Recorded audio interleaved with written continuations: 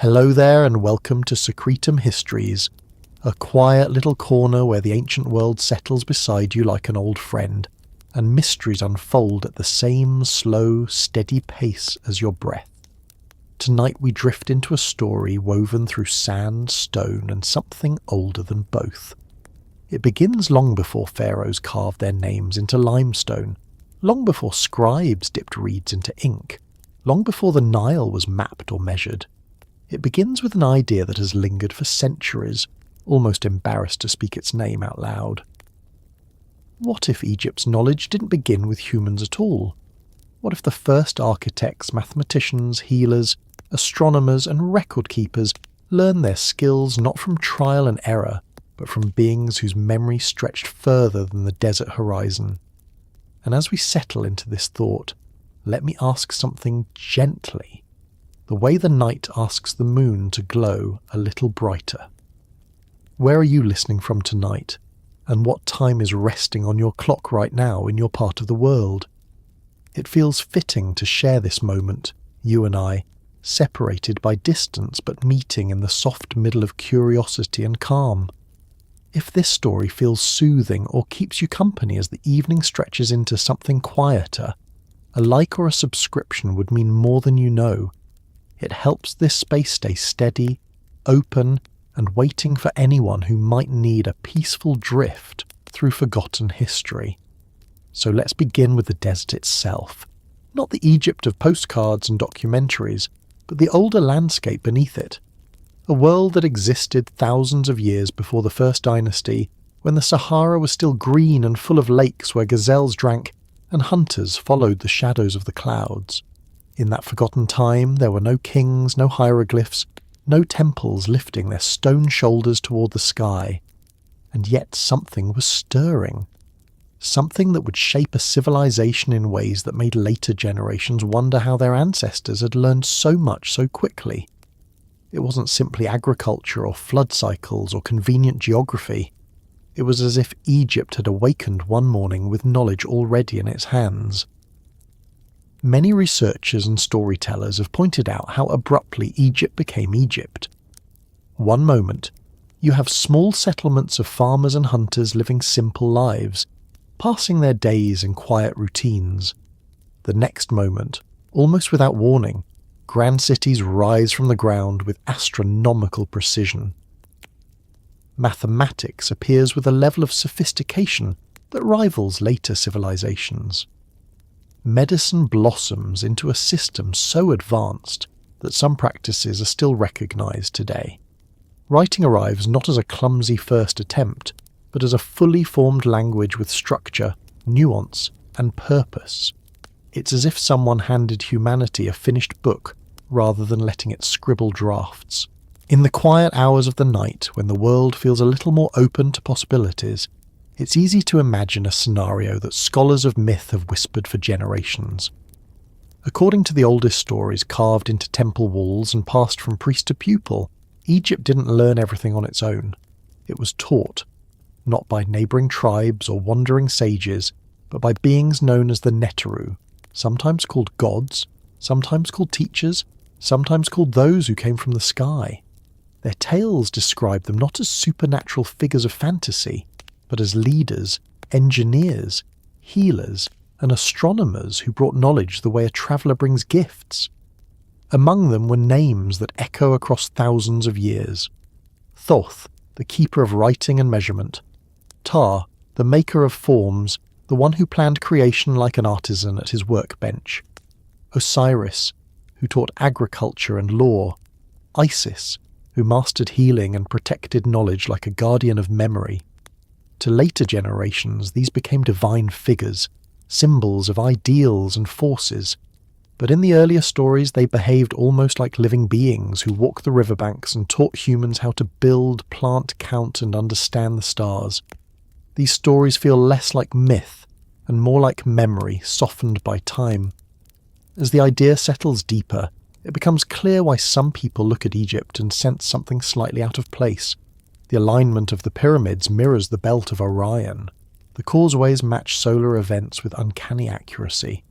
The temples hum with geometry so precise that modern engineers still raise their eyebrows at the measurements. Blocks weighing dozens of tons rest in positions so exact that you could slide a sheet of paper between them without tearing it. This kind of precision doesn't look like the trial of a first attempt. It looks like mastery. Egyptologists will often say that the Egyptians were brilliant, and they certainly were. But brilliance usually arrives in steps. A little improvement here, a small breakthrough there. Egypt doesn't look like steps. It looks like a straight line shooting upward. A civilization opening like a desert flower in full bloom the moment the sun touches it.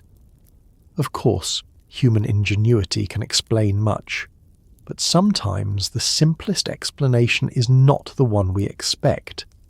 If the earliest Egyptians were guided, even briefly, by beings with knowledge far beyond their own, the sudden leap begins to make sense.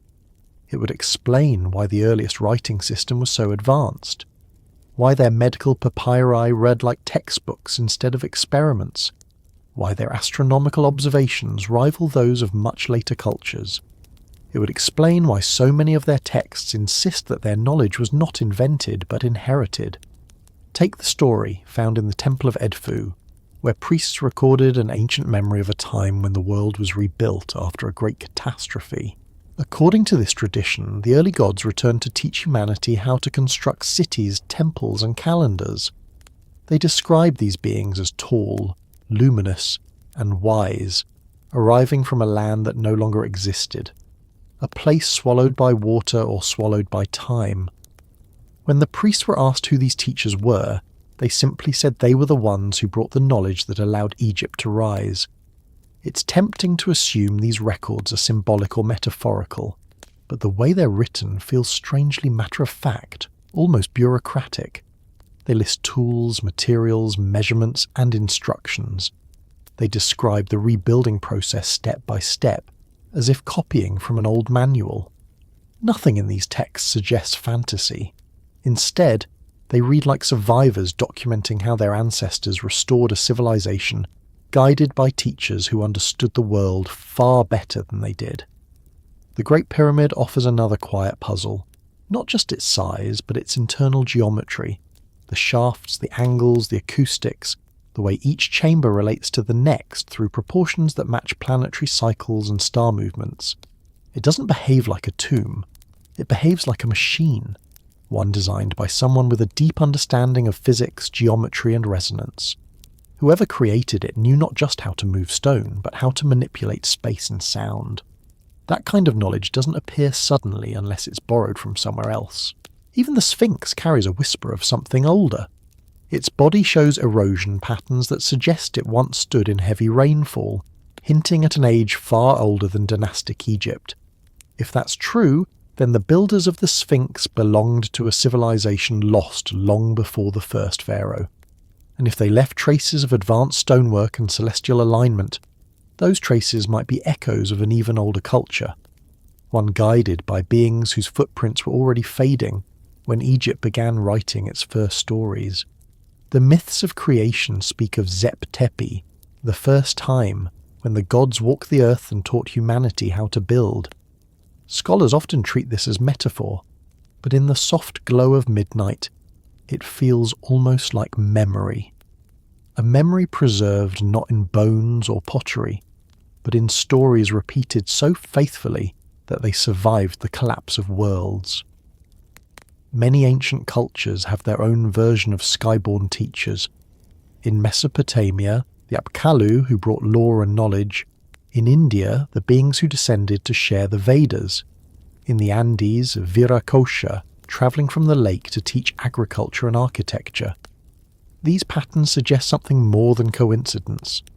They hint at a global memory of guidance during an age when humanity was still learning how to build its first foundations. If Egypt inherited knowledge instead of inventing it, then its rapid rise makes sense. It didn't start from zero, it started from a spark struck by beings who understood mathematics the way we understand breathing, beings who saw the stars not as distant lights but as familiar neighbours, beings who shaped stone as if it were clay and carved temples with a purpose that still hums beneath the sand. As the night drifts deeper, this idea becomes less about speculation and more about possibility. Possibility that humanity is older, wiser, and more connected to the cosmos than we've allowed ourselves to imagine. Possibility that Egypt was not the beginning of civilization, but one of the places where the memory of a much older world found a second home. Possibility that the teachers who came in the first time were not deities born from imagination, but visitors whose knowledge reshaped a river valley into a cradle of wisdom. The desert keeps its secrets. It always has. But sometimes when the wind moves across the dunes, it feels like a whisper from that older age, a reminder that Egypt's brilliance might not have been a miracle of human invention, but the continuation of a story that began long before humans learned to write their own names. A story of teachers, travellers, and builders whose lessons still glow in the stone that shadows the Nile. And as this thought softens into the next, the story begins to shift toward the era before pharaohs, when the world was quiet enough for other voices to be heard, guiding hands shaping the future of a civilization that would one day astonish the world. Long before the name Nama was carved into ivory, before crowns merged and kingdoms took shape, long before the first royal tomb was sealed with offerings and painted with symbols of eternity, there was a quieter Egypt. It was an Egypt without kings, without palaces, without armies or monuments, a place where small communities lived close to the river, trusting the rise and fall of its waters more than any calendar. This older Egypt had no written records, only the rhythm of seasons and the memories passed through voices. And yet, something unusual began to take root there, something out of place for a simple agricultural society, a spark that didn't match its surroundings. Archaeologists often describe this era as a slow climb. They point to tools made of flint, simple pottery, small huts constructed from reeds and mud. Nothing extravagant, nothing that hints at what would arrive later. But buried between these modest remains is a mystery that refuses to settle. Because around the end of this quiet age, knowledge seems to rise out of nowhere. The kind of knowledge usually found after centuries of trial and refinement appears all at once. No obvious build-up, no transition period. One generation is shaping clay bowls. A few generations later, their descendants are carving stone with near-perfect alignment to constellations. It is as if someone visited these early communities and began teaching them things far beyond their experience, not loudly, not with grand spectacle, but quietly, patiently, deliberately. As though these visitors understood that knowledge grows best when delivered softly. The myths of Egypt hint at such moments. They speak of a time when the gods came to the land and walked among humans, teaching them how to live, how to build, how to measure, how to grow food, how to heal. These stories never describe thundering arrivals or battles in the sky. Instead, they describe calm instruction, days spent side by side, lessons offered rather than commanded. The tone is always one of guidance, not force, of partnership, not domination, which is unusual if these figures were merely invented symbols. Usually, imagined gods shout, strike, demand, or transform the world dramatically. But the earliest Egyptian accounts portray something else. Visitors who behaved like engineers, healers, planners, and quiet mentors. The tale of Zep Tepi, the first time, is central to this memory. It describes an age when the Netaru came to a land still forming its identity. They did not come to rule at first. They came to prepare. They brought with them the foundations of architecture, mathematics, language, and cosmic observation. They taught humans in ways that sound strangely practical. Not lightning bolts, not magical feats. More like skilled individuals sharing knowledge they had accumulated over far longer stretches of existence.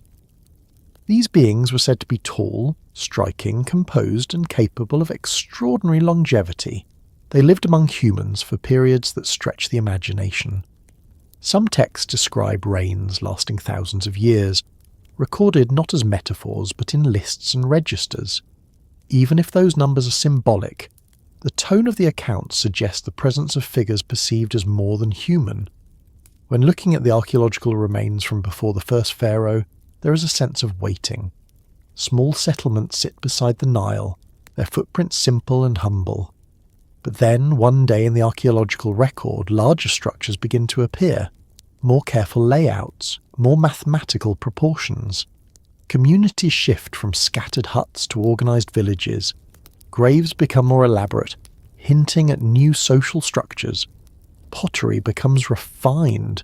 Tools improve in strange leaps. It is as though someone had taken these people aside and shown them a blueprint of a future civilization. And gradually they began stepping toward it. The ones who arrived in silence are described in ancient texts not as conquerors, but as bringers of order. They emphasize measurement, harmony, balance, and structure. These themes later shaped everything Egypt created. Its temples, its rituals, its social hierarchy, and its visions of the cosmos all carried the fingerprints of someone who understood systemic design. Outside of official myths, there are quieter hints. Throughout the Nile Valley, stone ruins from the pre-dynastic period do not match the expected technological abilities of the time. Certain carvings, measurements, and alignments appear more advanced than the tools associated with that era. It's as though the people had access to techniques they could not have invented alone. When asked how they learned such things, later Egyptians simply said they were taught.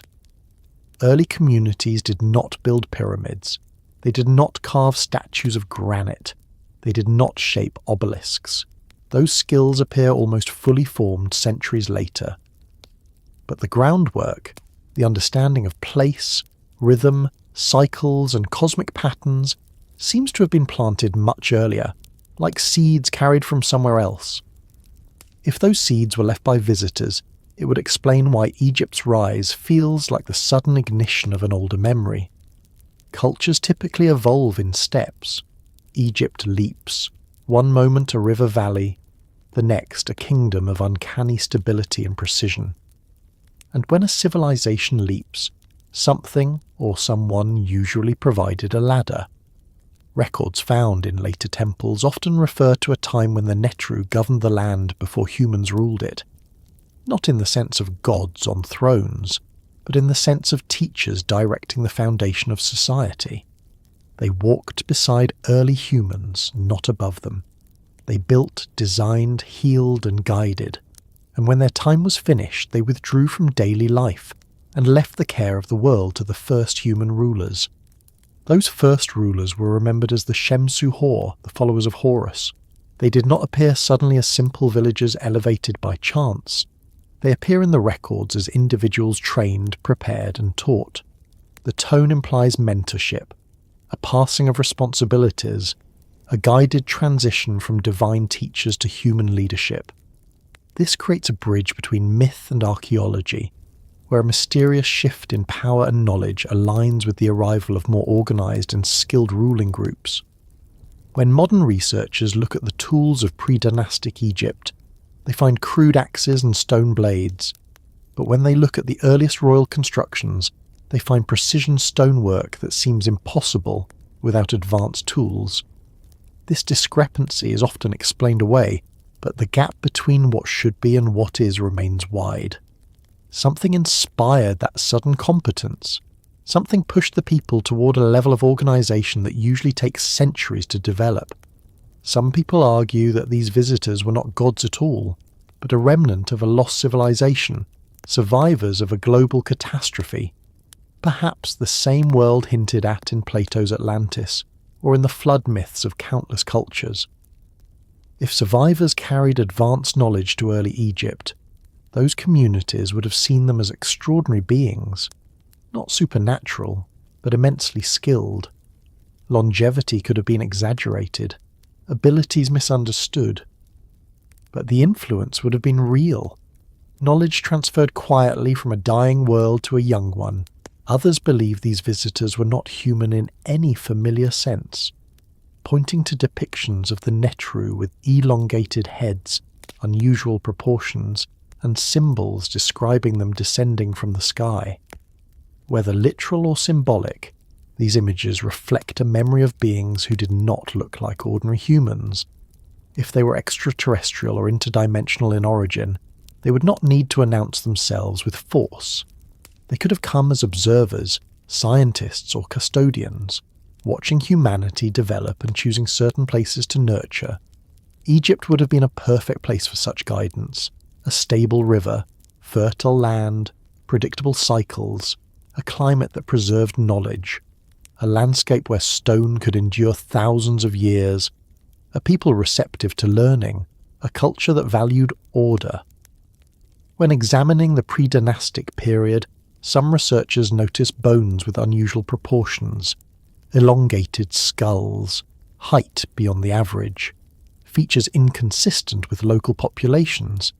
Explanations vary from natural variation to ritual shaping, but the timing is notable. These remains appear in the same periods where myths claim the Netaru walked among humans. If these beings were physically different, their presence would have left traces, and perhaps it did, brushed aside because it fits no conventional story. The ones who arrived in silence seem to have guided from the edges, shaping structures of thought rather than forcing their will.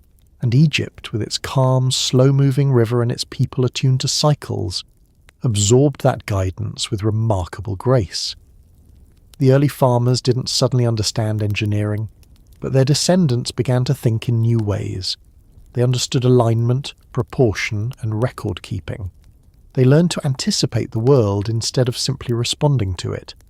Some ancient texts describe hands lifting stones that should have been too heavy for the technology of the time. They describe lights used within dark corridors where no soot appears. They describe knowledge of star patterns impossible to observe without advanced instruments. These details were written calmly, as if the writers saw no reason to exaggerate. They were documenting what they believed happened, and their belief came from a memory passed down through centuries of ceremonial repetition. When Egypt finally stepped into the Age of Kings, it did so with confidence, as though the foundations had been rehearsed, as though the first pharaohs inherited not just land but a plan. They organized labor, designed cities, built temples, and established laws with a certainty that suggests they were not starting from scratch. They were finishing something someone else had begun, and the earliest rulers often described themselves not as inventors, but as restorers. They claimed to be following instructions left from earlier ages. They said their duty was to rebuild what the gods had once built. This is not the language of invention. It is the language of inheritance. In the background of all this stands the steady presence of those first silent visitors. Whether they were survivors of a forgotten world, travellers from elsewhere, or a mix of both, their influence forms the bridge between small river villages and the unified kingdom that followed. Their guidance appears at the moment Egypt began to change shape, as though they were preparing it for something larger. The shift continues from here into the emergence of a landscape reshaped into a pattern that mirrors the sky, as if those teachers wanted the earth to reflect the heavens for reasons not yet fully understood. As the story moves forward, the river valley becomes more than land.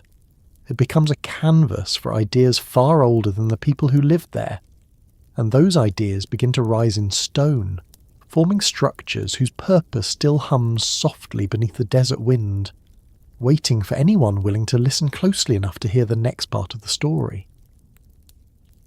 Long before stones settled into monuments, and long before names of kings echoed through temples, the Nile moved through the land with the same steady patience it carries today. It didn't rush or tumble like other rivers. It didn't roar or tear through rock. It wandered calmly across its floodplain, rising, falling, and leaving behind the silt that would feed a civilization. Even in its earliest days, the Nile behaved like something older than the people who depended on it. It felt less like a natural feature, and more like a teacher repeating a lesson year after year until the land learned it by heart. This gentle river shaped everything that Egypt became, but when looking at its path, its behaviour, and its impact on early communities, there is something quietly unusual about it. In most places, rivers change course wildly over time. They carve new channels, abandon old ones, and shift direction with surprising speed. The Nile did none of that. For thousands upon thousands of years it remained steady, almost deliberate. Its cycles were so dependable that ancient people trusted it more than the seasons, and, at times, even more than the sky. That kind of consistency feels almost planned, as if the river itself were carrying out an intention. Some researchers have wondered why the Nile flows the way it does. Its source is scattered among lakes deep in Africa, its waters fed by rains falling far beyond Egypt's borders. Yet the flood reached the delta with remarkable regularity. Even more curious, the flood arrived precisely when early agriculture needed it. Too early would have ruined crops. Too late would have starved the fields. Instead, the timing lined up with uncanny reliability, almost like a system designed with awareness of the land it nourished. Ancient Egyptians believed something similar. They didn't see the Nile as an ordinary river. They saw it as a gift from beings who understood how essential water was to life in a land bordered by desert. In many of their oldest stories, the river was not simply part of the world. It was an inheritance from the gods. It was shaped, guided, and maintained by those who had arrived before humans knew how to farm. This belief carried no sense of exaggeration. For them, it was a matter of record, not imagination. If those first teachers truly came from elsewhere, whether from a forgotten civilization or a distant world, shaping the river would have been one of the easiest ways to guide early humanity.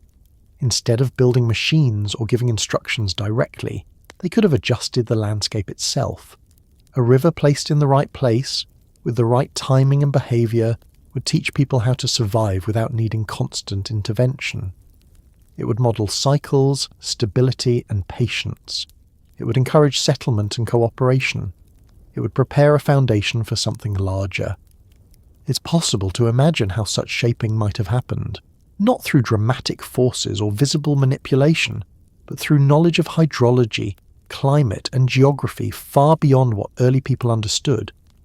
If these teachers had the means to adjust terrain on a scale humans couldn't replicate, they could have guided tributaries, adjusted channels, and encouraged a flow pattern that turned a harsh environment into a cradle of life.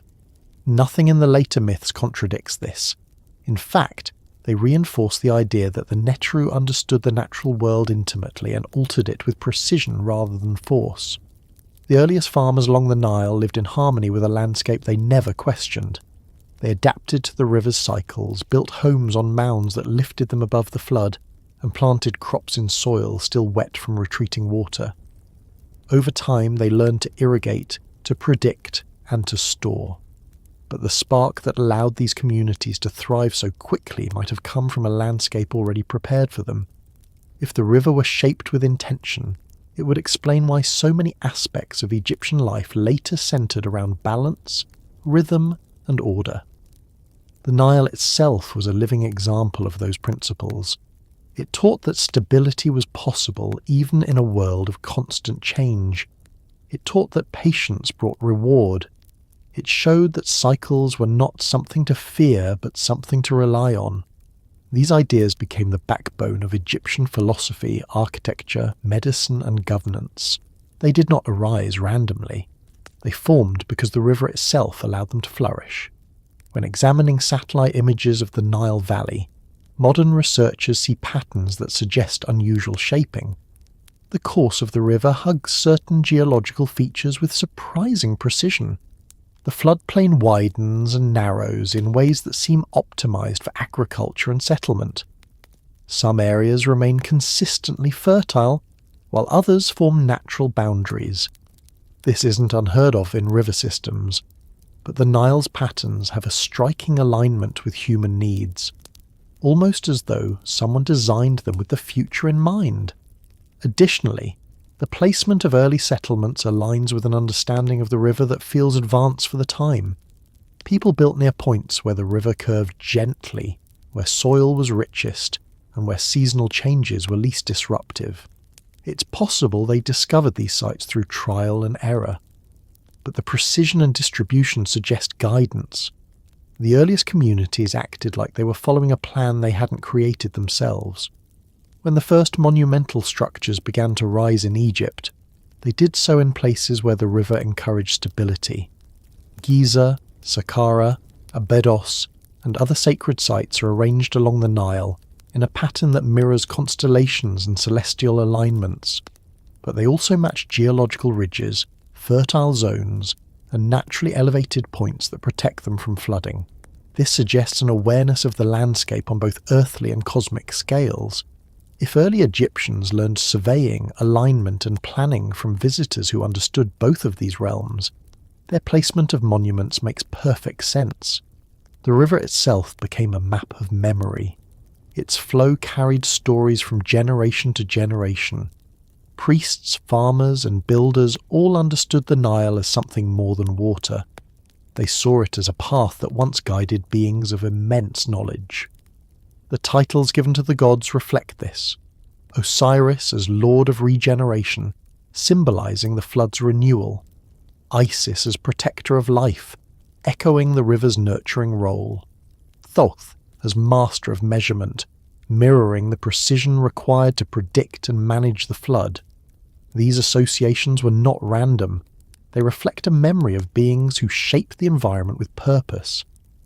As Egypt grew, the river continued to serve as a stabilizing force. Its cycles kept people connected to the past while allowing them to build for the future. The flood was not a surprise. It was an expected gift. Fields filled with silt, canals refilled, and communities prepared for construction in the dry season. This pattern gave Egyptians more free time than many early cultures. They used that time to explore mathematics, astronomy, architecture, and medicine. If their early instructors wanted humanity to grow intellectually, giving them a river that handled much of the agricultural burden would have been an elegant solution. Some historians argue that the Nile's stability is simply a natural feature of its basin.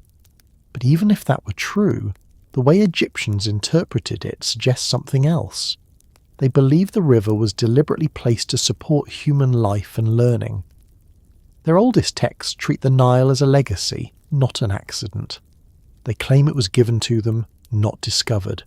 And in place after place, the evidence aligns with that belief.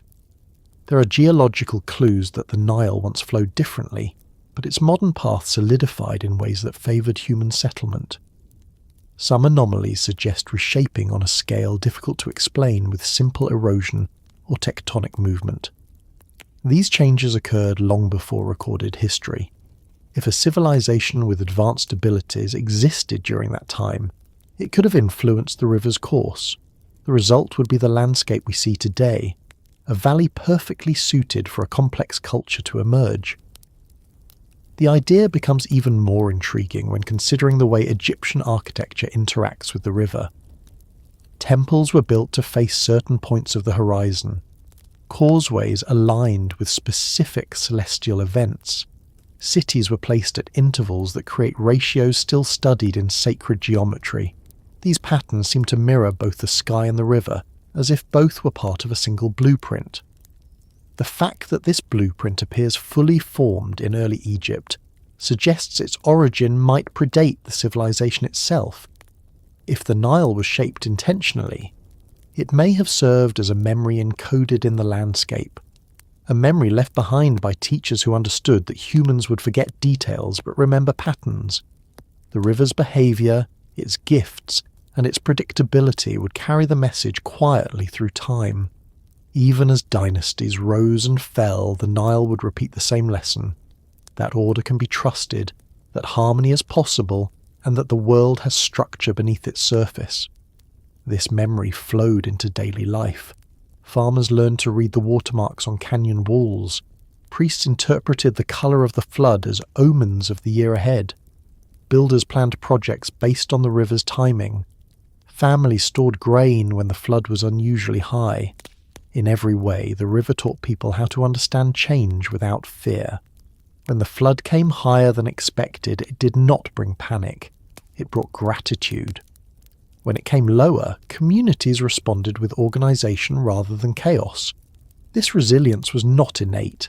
It was learned. and the first teachers may have shaped the environment so that this learning happened naturally over centuries. The Nile also created a sense of unity. Even before the first pharaoh united the land, the river connected villages that otherwise would have remained isolated. Boats glided between communities, sharing goods, stories, and traditions. This constant movement helped ideas spread rapidly. It's as though the river acted not only as a lifeline, but as a conduit for knowledge. If that flow was deliberate, then the river served as the first teacher of communication and cooperation. Furthermore, the unusual length of the Nile, stretching across such varied climates, allowed early Egyptians to encounter resources from distant regions without travelling far. Timber from the south, stones from quarries in the desert, plants and animals migrated along its banks. This diversity enriched their understanding of the world. It made them curious, observant, and adaptable. These are qualities that would have been essential for a civilization meant to carry a memory from an older age. Over time, Egyptians developed a calendar based entirely on the river's behaviour. They predicted floods using star risings and patterns in the sky. This integration of astronomy and hydrology suggests a level of observation that feels encouraged rather than spontaneous. If early teachers wanted humanity to look upward, giving them a river tied to the stars would have ensured it. The heliacal rising of Sirius became a marker of the flood, and this connection between sky and earth shaped Egyptian cosmology for millennia. The river's memory also appears in their myths of creation. Many of these stories describe the world emerging from a primeval ocean, mirroring the flood's annual retreat. Land appears, life begins, order forms. This is the rhythm the Nile displayed each year. It's possible that the teachers who shaped the river intended to embed cosmic principles into everyday experience. Humans would learn about beginnings, cycles, and renewal simply by watching the water rise and fall. Even today, the Nile carries a sense of calm continuity.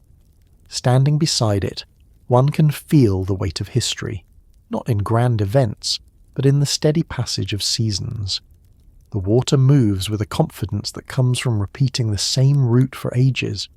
It carries silt, stories, and echoes of people who lived thousands of years ago. And beneath its surface lies a memory that shaped a civilization, a memory that may have been placed there deliberately. As Egypt grew in complexity, the river remained at its centre. It guided the placement of temples, cities, and pathways. It influenced rituals, festivals, and agriculture. It even shaped the language, with words for life, order, and abundance relating directly to water. This central role feels intentional, as though the river were meant not just to sustain life, but to anchor a society built to preserve a legacy much older than itself. Moving forward, the influence of that legacy becomes clearer as the earliest builders begin to construct in ways that seem out of step with human development. Their understanding of stone, alignment, and geometry reflects knowledge that feels inherited rather than discovered. And as the river continues to whisper through the valley, the structures rising along its banks start to tell a story that reaches beyond human memory, guiding the next part of the journey. As the Nile shaped the land and its people learned to follow its rhythm, something else began to appear across the desert floor. It didn't arrive as a monument or a temple. It didn't stand tall or cast a shadow. Instead, it settled quietly, almost shyly, into the sands and soil of early Egypt. These were ideas, lines, measurements, concepts far beyond what a small river community should have understood. They were not carved in stone yet. They lived as patterns in the mind, impressions left by teachers whose presence had already begun to fade.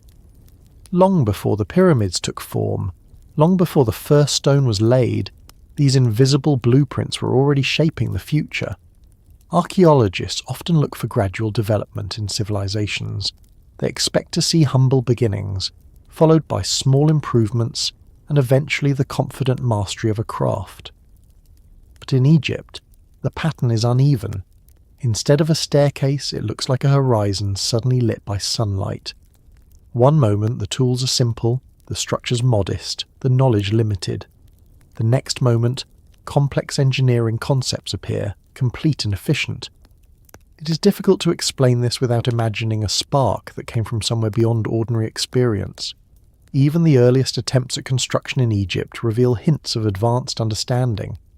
Ancient settlements show precise orientations to cardinal directions despite lacking simple compasses. Some structures were aligned with astronomical events even before writing was fully developed. The placement of doorways, windows, and pathways follows ratios that suggest mathematical consciousness. These are not random choices, they reflect teaching.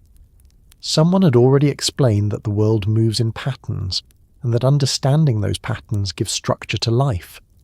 These early blueprints were not physical scrolls or tablets, they were principles. Ideas about how to measure distance using shadows. Ideas about how to balance weight. Ideas about how to divide land in ways that support communities. Ideas about how the movement of stars repeats with a rhythm that can help predict seasons, floods, and harvests. Such knowledge usually forms after centuries of trial and error.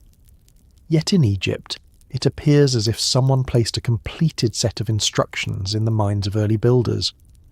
Many ancient texts hint at these lost instructions. They claim that the gods taught humans how to measure the world, how to draw lines straight and true, and how to anchor structures so they would last longer than memory. These texts rarely show uncertainty. They speak plainly. The knowledge came from those who understood things humans could not. The tone is so matter-of-fact that it feels like someone recording a lesson rather than inventing a tale. The most striking evidence of these early blueprints lies in the foundations of later structures. Long before pyramids rose, smaller buildings appeared with precision blocks carved from materials harder than the tools available. Some of these blocks were shaped from basalt and granite, stones that require advanced cutting techniques even today. Yet pre-dynastic communities supposedly worked with nothing more than copper chisels and stone hammers. The mismatch between tools and results stands out like a discord in a simple melody. One might expect rough edges or uneven surfaces in early stonework. Instead, some of these structures show surfaces so smooth they seem polished. Corners are sharp. Joints fit with tight precision. The shapes reflect geometric knowledge that should not have existed yet. This suggests craftsmen were not experimenting. They were replicating, copying methods taught by individuals who understood engineering far ahead of their time. Other traces of advanced knowledge appear in the orientation of early sacred sites. Long before monumental temples existed, small shrines were aligned to specific stars, particularly Sirius and Orion.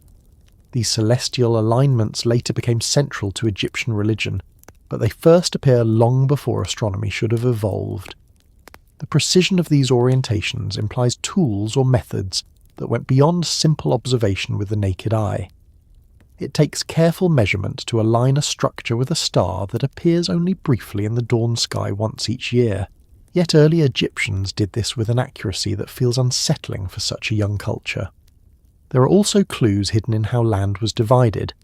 The earliest surveys of fields show geometric partitioning, consistent with a grasp of right angles and proportional ratios. Farmers organised plots in ways that mirror the layout of much later temple complexes. This continuity hints at a source of knowledge that began earlier than expected. Once a method appears fully formed, it tends to be copied. And Egypt copied these methods for thousands of years, as if following a plan established long before written records existed. Some researchers believe these early designs were not entirely human in origin. They speculate that a lost civilization, older than any known culture, might have passed its knowledge to early Egyptians. Others suggest these instructions came from beings who visited the region long before the first dynasty and taught the earliest inhabitants how to measure, build, and calculate. The myths support this view. The Netaru are consistently described as teachers first and deities second. They behave like instructors who wanted humanity to understand stable principles rather than worship power. The level of abstraction in their teachings is also unusual. They did not simply show how to build shelters or tools. They taught concepts, order, balance, proportion, and alignment. These are the foundations of architecture, mathematics, and cosmic understanding.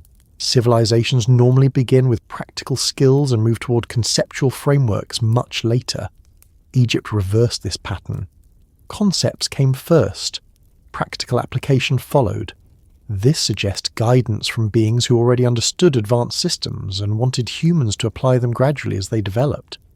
The blueprint for the later pyramids likely originated in these early teachings. Before any pyramid existed, early Egyptians experimented with stacking stones in specific patterns. Not random piles, but deliberate shapes with angled sides and stable bases. These early formations resemble training exercises rather than attempts at monuments.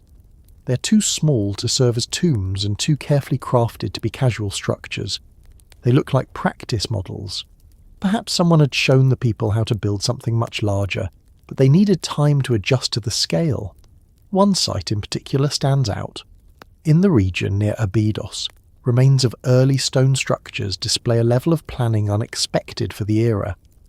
The walls are arranged in geometric patterns that mirror later temples.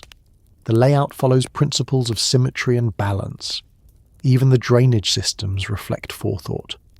Such planning is more reminiscent of established civilizations than emerging ones. If teachers from another world or another time influenced Egypt, this site might have been one of their earliest classrooms. Some ancient depictions show the Netaru holding tools that resemble measuring rods, compasses, and surveying instruments. These symbols appear in the earliest temple carvings and remain consistent through the entire history of Egypt. The presence of these tools in early imagery suggests they were associated with teaching. Not with war, not with power, but with construction and knowledge. These beings were remembered as architects of reality, not conquerors. The idea of blueprints in the sand becomes even more compelling when examining the geometry of Egypt's earlier ceremonial objects. Some palettes and carving show shapes that reflect the same proportions found in later architecture. The ratio between length and width follows principles that would normally appear only after centuries of mathematical experimentation. But here they are, present in the very first artifacts. These objects feel like memory preserved in stone. Perhaps the first Egyptians were copying designs shown to them long before they understood the full implications. There is also the matter of language. Hieroglyphs appear almost fully developed in the earliest inscriptions. They do not evolve gradually like most writing systems. They begin as a complete script with hundreds of symbols representing sounds, ideas, and objects. This kind of linguistic sophistication normally emerges after long periods of abstraction. Yet Egypt begins near the top. This suggests that writing too may have come from teachings older than the civilization itself. It is as if someone gave them a structured language so they could record and preserve the knowledge they had received. Some researchers point to the complexity of early Egyptian mathematics as further evidence. They used fractional systems, geometric principles, and advanced measurement techniques at a time when other cultures still use simple counting. Their understanding of area, volume, and angles suggests instruction from someone familiar with building large structures. This knowledge appears too early and too fully formed to be local invention. The most famous example of early advanced knowledge is the plan of the Giza Plateau. Thousands of years before construction began, the alignments and proportions underlying the Great Pyramid, the Sphinx, and surrounding structures were already encoded in smaller, earlier sites. These early hints suggest someone had explained the layout long in advance. It's possible the blueprint for Giza existed before the people capable of building it were even born. If that blueprint came from visitors who understood celestial alignments, the puzzle begins to make sense. These visitors may have chosen Egypt because the land offered stability. The desert preserved stone. The river maintained life. The sky above the valley was clear. This environment made it an ideal canvas for leaving long-lasting instructions. If their goal was to help humanity preserve knowledge across millennia, Egypt would have been the perfect place to begin. Their teachings may have included more than just building techniques. They might have taught about the movement of planets, the behaviour of materials, and the importance of harmonic proportions.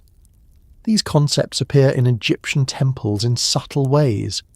The widths of columns, the spacing of halls, and the lengths of courtyards reflect principles that feel scientific rather than artistic.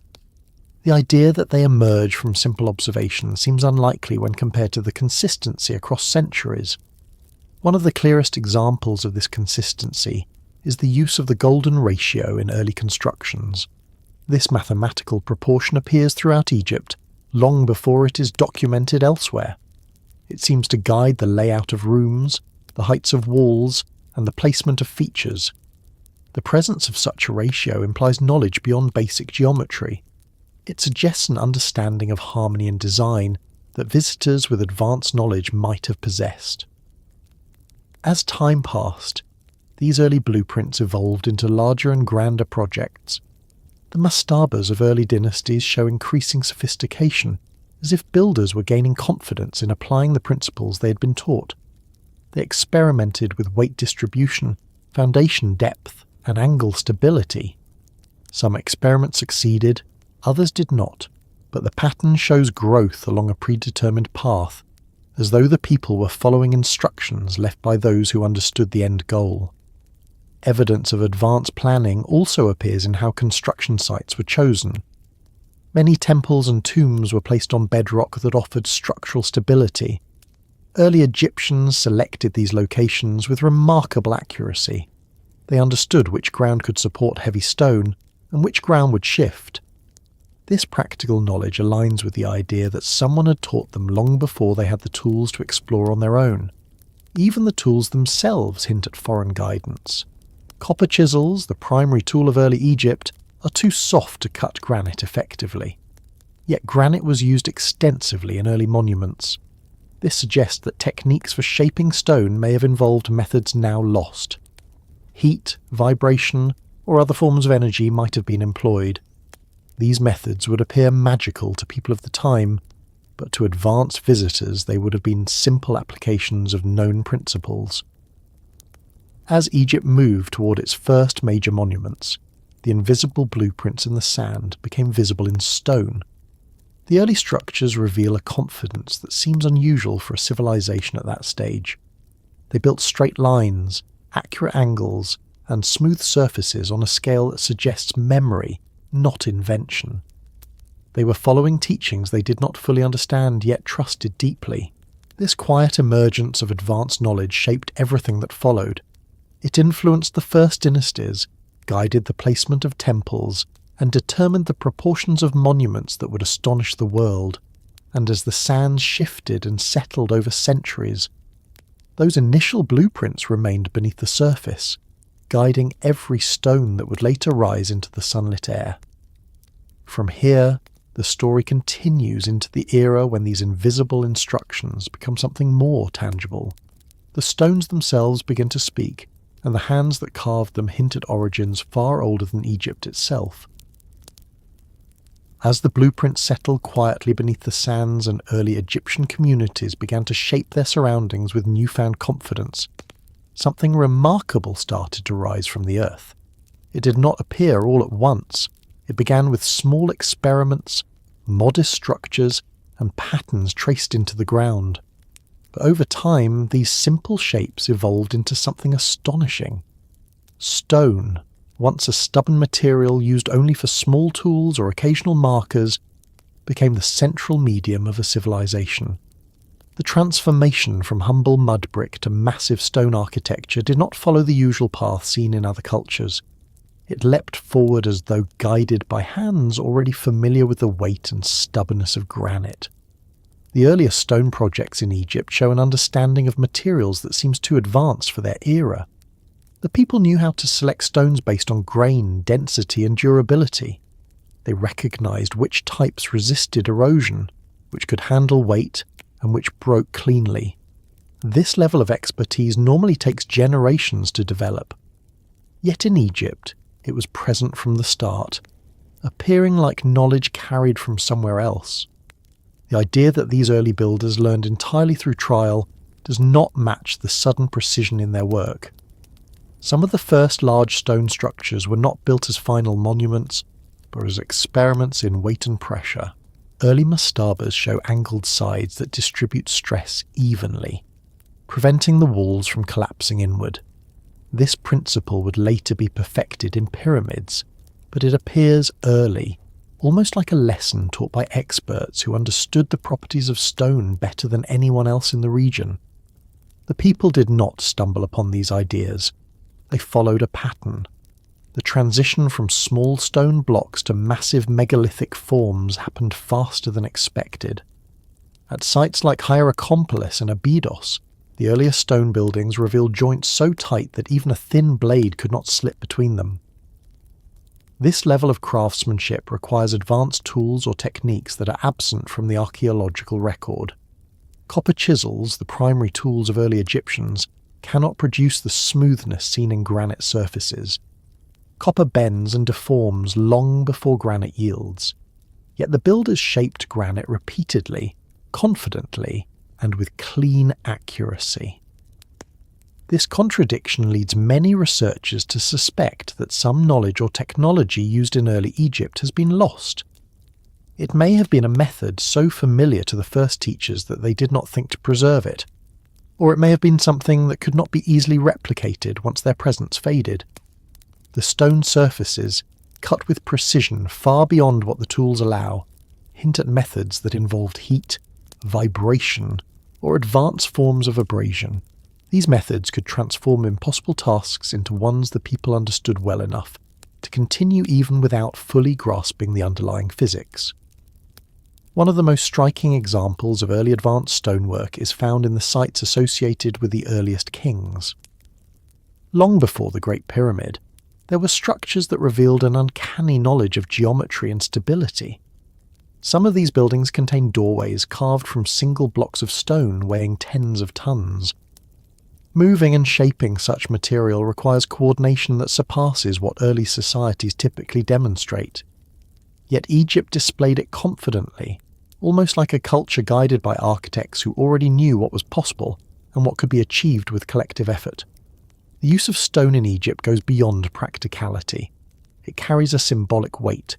Stone is permanent. Stone resists time. Stone preserves memory. If the first teachers wanted their lessons to endure far into the future, stone would have been the ideal medium. Perhaps this is why the earliest monumental structures appear built to last far longer than any human lifespan. They reflect not only architectural ambition, but also a desire to leave messages for future generations.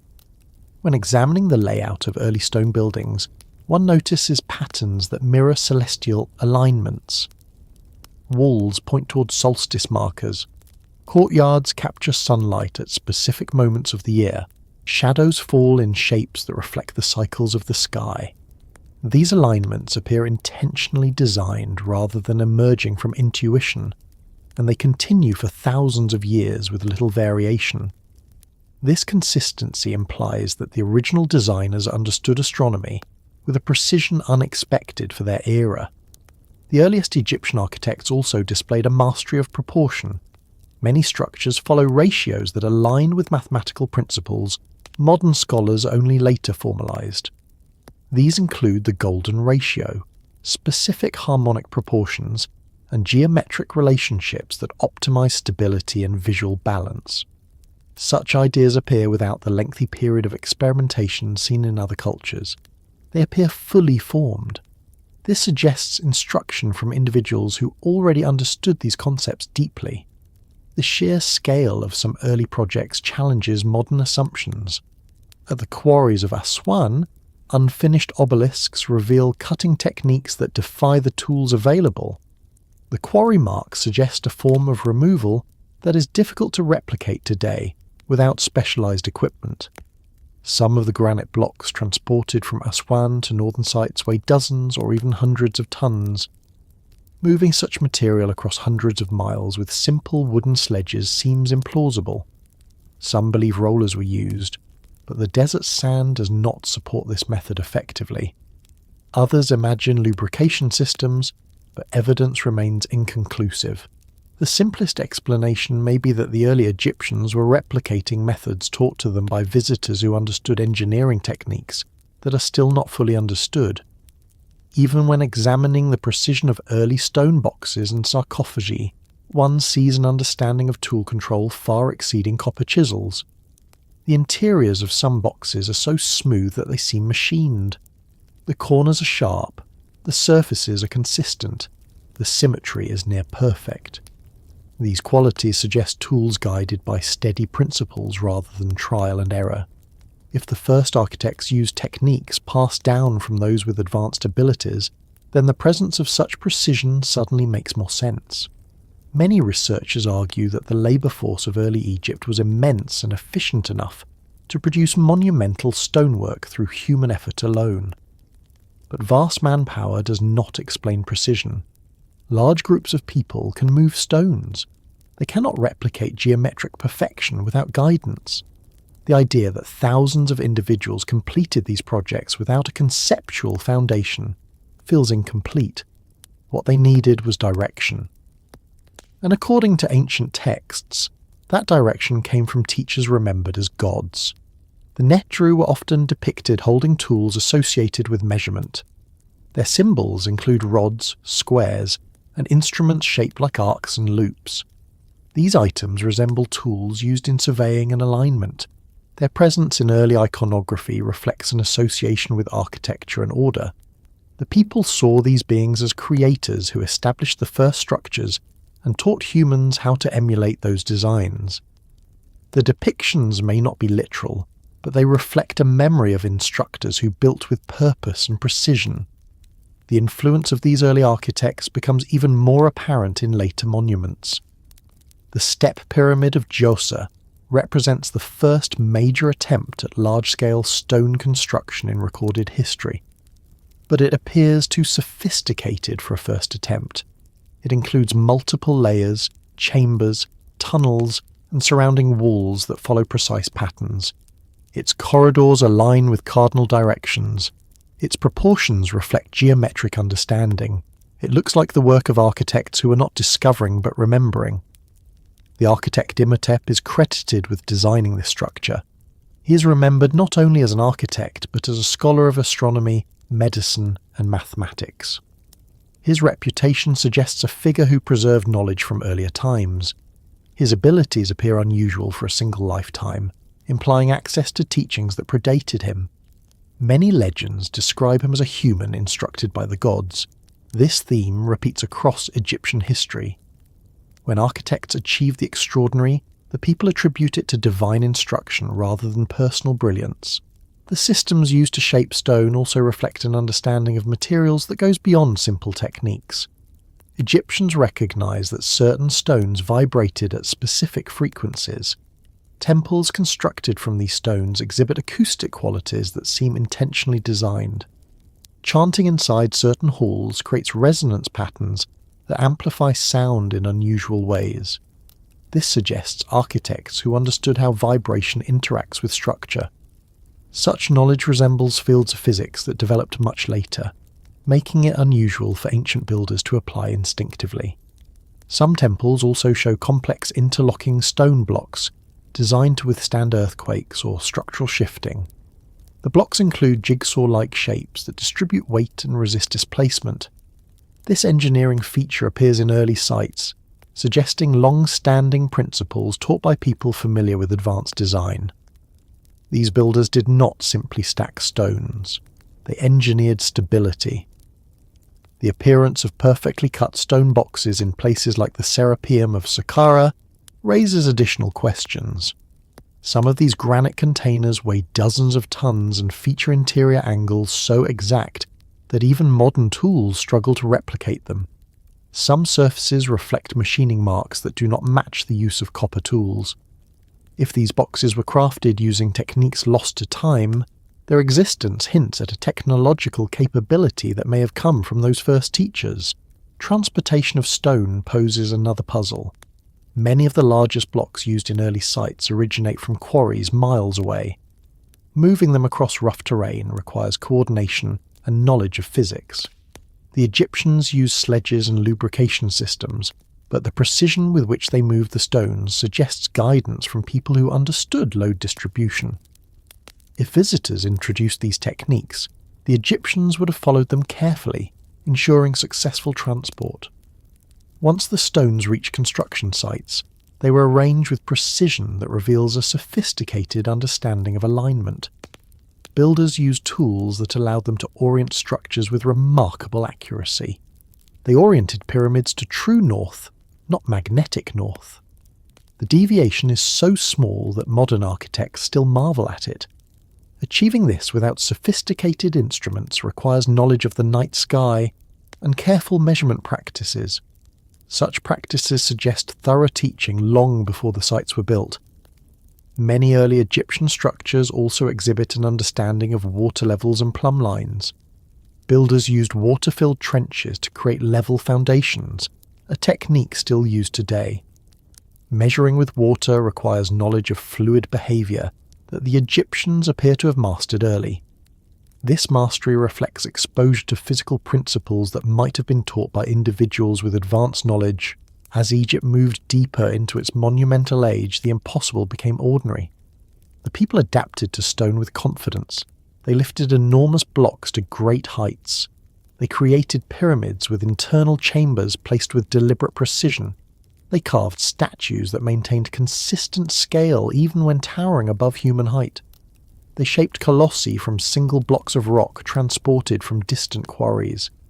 These accomplishments did not feel extraordinary to them. They felt normal. This suggests a cultural memory of seeing such things done long before they attempted it themselves. Architects in later periods often referred to earlier models when designing new structures. They consulted ancient records, diagrams, and symbols. They studied proportions left by their ancestors. Some texts claim that earlier civilizations built using tools given by the gods. Whether literal or symbolic, this idea demonstrates a belief that advanced knowledge once came from beyond the human world. The presence of these early architects, whether physical or remembered, shaped every stone that followed. Their influence can be seen in the angles of the pyramids, the alignment of temples, the carving of obelisks, and the placement of monuments along the Nile. Their teachings allowed Egypt to create structures so precise that they remained stable after thousands of years of earthquakes, floods, and weathering. The ordinary rhythm of Egyptian life soon included stone carving as a common skill. Workshops produced statues and reliefs with uniform accuracy. Craftsmen passed down techniques through generations. But the original spark, the foundation that allowed them to achieve such mastery, may have come from those who walked the land before the first dynasty. They may have guided the shaping of early stone and introduced methods that elevated Egypt above other emerging cultures. As time moved forward, Egypt carried these lessons with pride. Their architects built not only for the present but for the distant future. They understood that stone outlives memory. They recognized that their work would stand long after their own names were forgotten. And so they worked with care, precision, and reverence for the knowledge they inherited. As the story continues, the stone becomes more than a medium. It becomes a record of principles shared by beings whose origins reach far beyond the desert sky. And in the next part of the journey, these teachings gain depth as Egypt begins experimenting with methods and tools that reflect not only inherited skill, but the influence of forgotten hands that once shaped the world with understanding far beyond their time. As stone rose into shapes that seemed to defy the age, another puzzle lingered in the background, quietly unsettling anyone who looked too closely. Egypt had mastered the art of shaping granite, basalt, and limestone long before iron appeared, long before steel was forged, and long before anything resembling modern machinery existed. The official explanation relies on copper chisels, wooden mallets, sand abrasion, and determination. Yet the evidence carved into the surfaces of ancient monuments suggests the use of tools far beyond those humble materials. It suggests methods that simply do not align with what early humans should have been able to achieve. Copper, as useful as it is, bends under pressure. It dulls quickly. It wears away long before granite yields. A copper blade pressed against hard stone becomes little more than a soft smear of metal. Yet everywhere across Egypt, surfaces shaped from granite remain smooth, even, symmetrical, and consistent. Intricate hieroglyphs appear carved with steady precision into stone far harder than the tools supposedly used. The consistency of these lines, their depth, and their clean transitions reflect a level of control that copper cannot provide. Even the simplest granite bowl demands more force and precision than copper tools can supply. Yet thousands of such bowls exist, some with walls so thin they seem almost translucent. Their symmetry is so exact that modern researchers measuring them with laser equipment find deviations too small to explain by hand carving. These bowls are not decorative guesses. They are precise objects shaped by a technique that goes beyond simple abrasion. When early explorers entered sites like the Serapeum of Saqqara, they found massive granite boxes placed deep underground. Each box weighs many tons. The interior surfaces are perfectly flat. The corners are exact. The sheen suggests a smoothing method that behaves more like machining than carving. These boxes show tool marks that differ from anything copper chisels would create.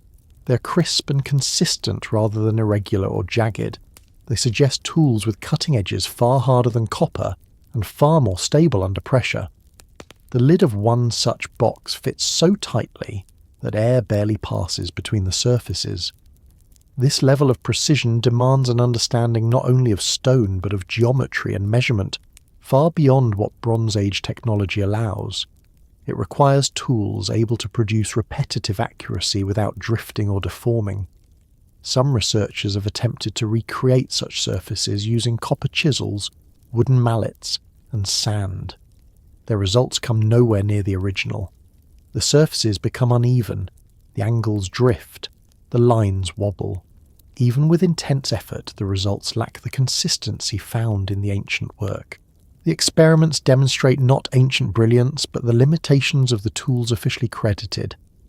The official explanations rely heavily on the idea of enormous labour forces working with determination. But determination does not produce perfect angles. It does not erase tool marks. It does not create symmetry measured across dozens of inches with flawless consistency. Determination moves stone. It does not cut it the way modern tools do. This is where the puzzle grows deeper. If copper and sand were not enough, then something else must have been at work. Something now missing from the archaeological record. Something that existed early, lasted long enough to create the first great monuments, and then faded from use when the knowledge behind it disappeared. Ancient Egyptian texts often refer to tools as gifts from the gods. They describe implements capable of working stone with ease. These descriptions do not match copper chisels. They match something far more advanced, something that behaves like metal hard enough to cut granite without deformation.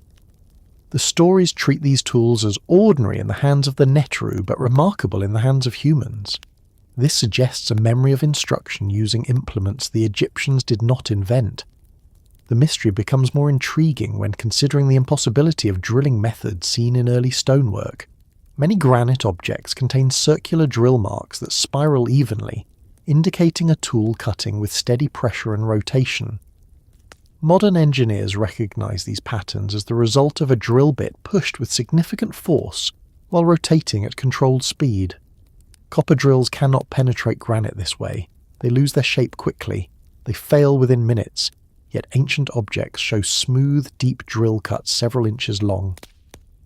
To reproduce such cuts today, one needs hard alloys, stable rotational speed, and consistent downward pressure. But in the timeline of ancient Egypt, none of these technologies exist openly. The archaeological record does not reveal metal alloys strong enough to withstand such use. There are no surviving machines capable of generating rotation with consistent force, and yet the marks remain on stone as silent testimony to something else. Some granite cores extracted during early excavations show patterns that reflect aggressive cutting rates. These patterns resemble the marks produced by modern diamond-tipped drills.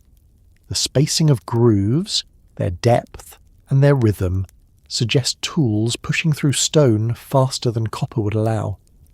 These findings puzzled early researchers. Instead of focusing on the implications, Many quietly placed the cause aside, noting them as anomalies. But anomalies that repeat consistently are not anomalies. They are evidence of a method that should not have existed.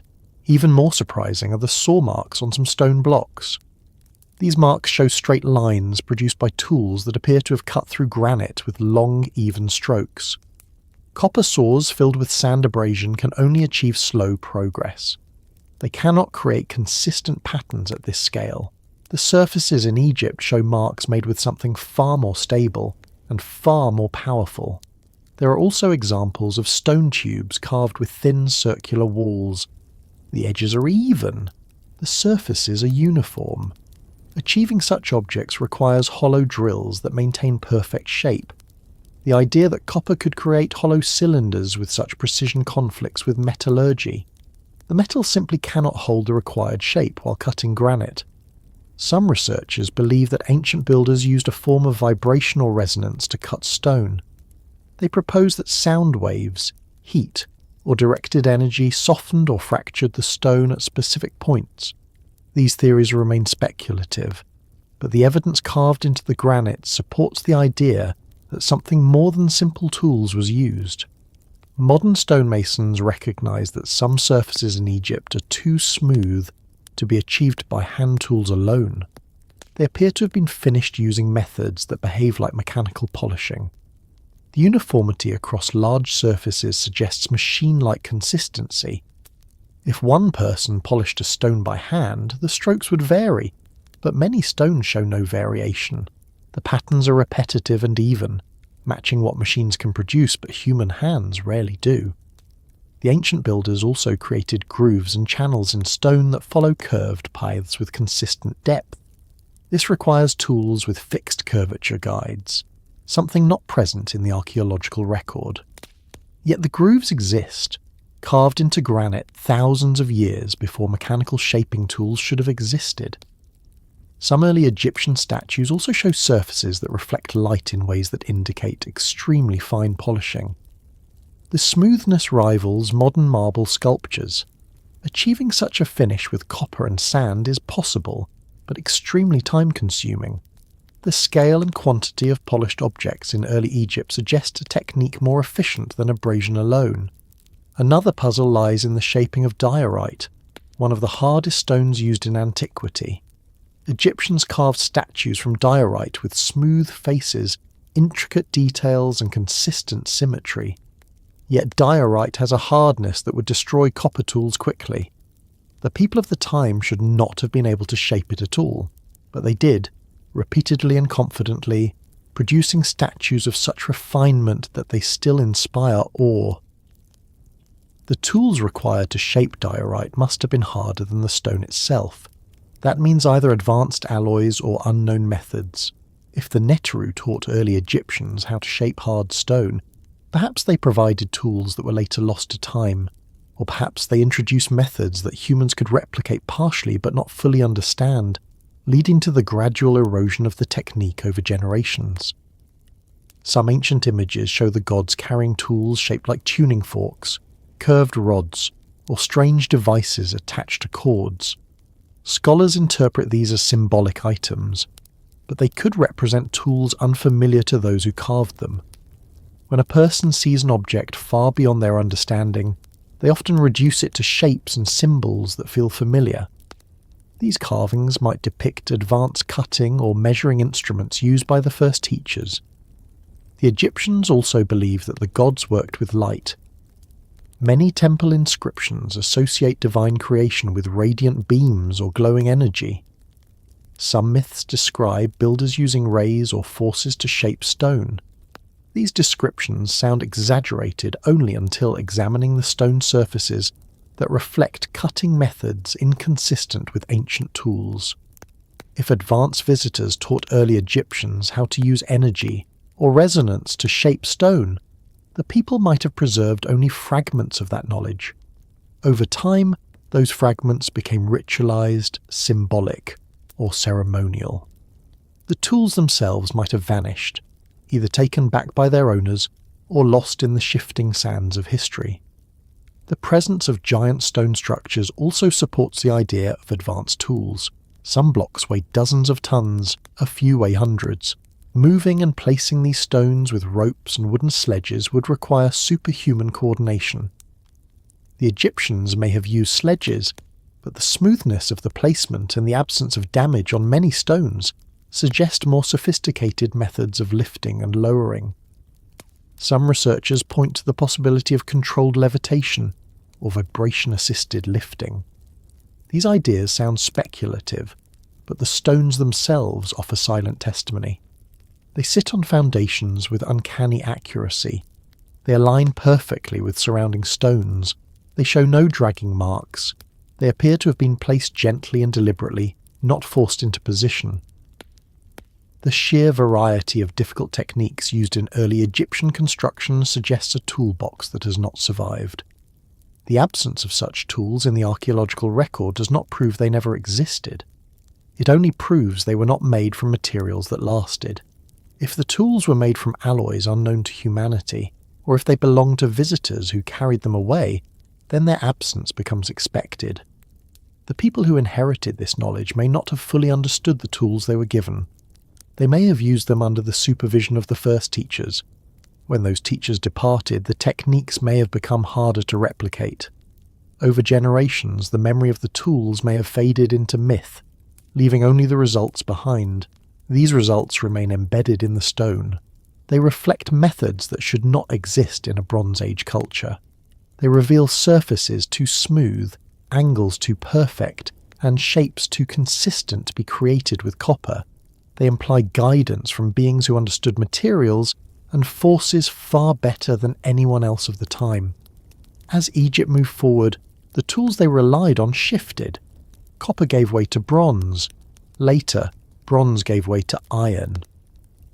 But the earliest monuments remain the most precise. The further back one goes in the Egyptian history, the more refined the stonework becomes. This runs counter to the expectation of progress. Skills should improve over time.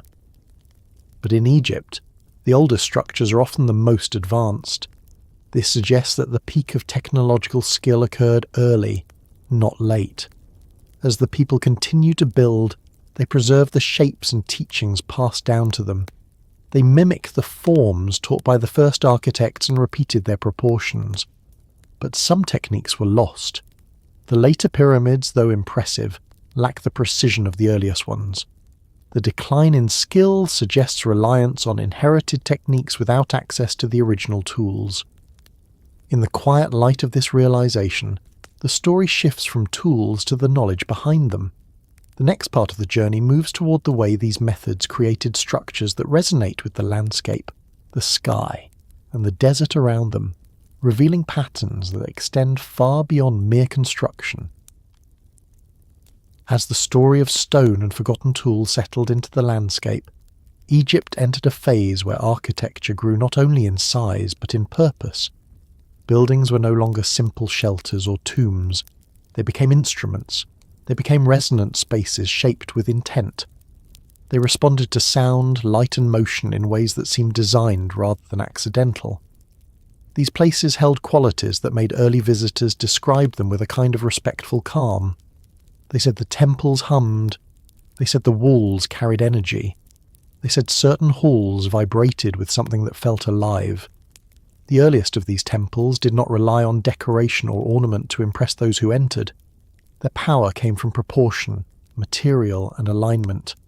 They used stone of particular density. They shaped halls with specific lengths and widths. They placed columns in patterns that influenced the movement of sound.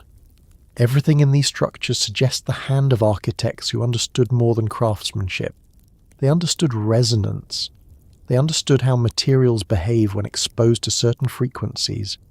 They understood how space influences perception. These ideas belong to minds that recognize the invisible qualities of matter.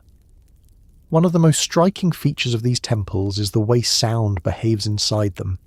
In some halls, the slightest murmur carries across the entire space. In others, a low chant produces vibrations that travel through the stone itself. These vibrations can create sensations in the body. They move through the floor and into the chest.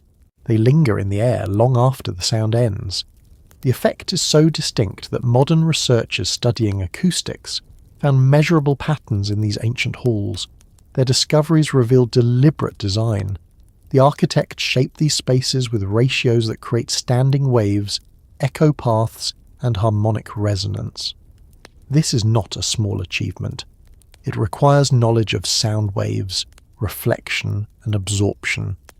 It requires careful selection of stone types that resonate at compatible frequencies. It requires understanding how ceiling height affects vocal projection.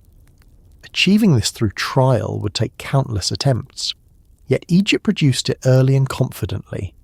This suggests that someone taught these principles, not as complicated theories, but as practical instructions. The choice of materials plays a significant role. Certain temples were built with sandstone, which absorbs sound and softens echo. Others were built with granite, which reflects sound and amplifies vibration. The decision to alternate materials within single structures hints at an understanding of how sound interacts with stone. Granite walls can amplify low-frequency tones. Sandstone pillars can shape mid-range resonance.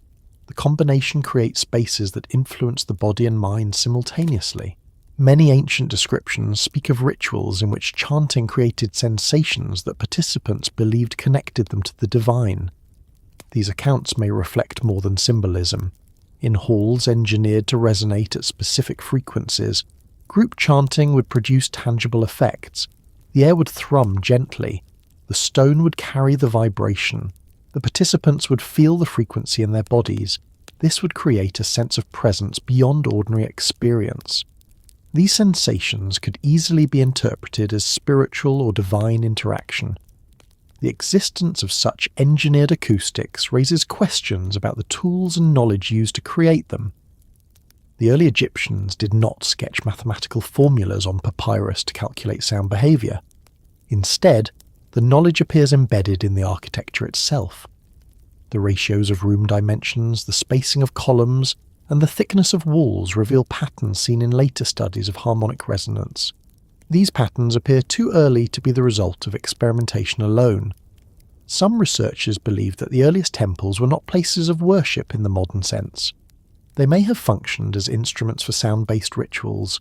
The architecture suggests a focus on vibration rather than image. The precision of the stonework suggests that the builders understood how to shape material so that sound travelled in controlled pathways. These ideas resemble principles found in physics and architecture centuries later, yet they appear fully formed in some of the first monumental buildings. Another aspect of these temples concerns the way light enters the structures. Openings were placed at specific angles, allowing sunlight to enter only at certain times of the year. This light would travel along corridors, illuminate carvings, or strike altars with deliberate timing. These moments created visual effects that combined with sound to produce experiences that felt coordinated. This level of precision requires tracking the movement of the sun with accuracy. It requires understanding how light behaves in enclosed spaces. It requires architectural skill far beyond the simple construction of rooms. These effects might seem mystical to those who experienced them, but to the builders, they were likely part of an instructional system. Aligning structures with celestial events appears repeatedly across Egypt. This consistency suggests a blueprint handed down from earlier teachers. These teachers may have shown how to track the sun, how to place openings at specific angles, and how to shape rooms to guide light. If beings with advanced understanding introduced this knowledge, it would explain the sudden appearance of complex alignments. Another noteworthy feature is the distribution of weight within the temples.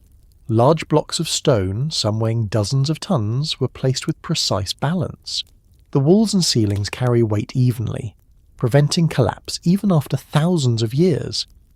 The builders understood how to distribute load through angled walls, column spacing, and layering techniques. These structural choices reflect a deep knowledge of stress distribution. Such understanding is rare in early civilizations. It usually appears only after long periods of experimentation, but in Egypt it appears early and consistently. Some temples also show the presence of magnetic anomalies. Certain stones contain minerals that respond to magnetic fields. In specific chambers, compasses deviate. Electronic equipment behaves unexpectedly. The placement of these stones appears intentional. If early architects understood how the Earth's magnetic fields interacted with certain materials, they might have used them to influence energy within temples.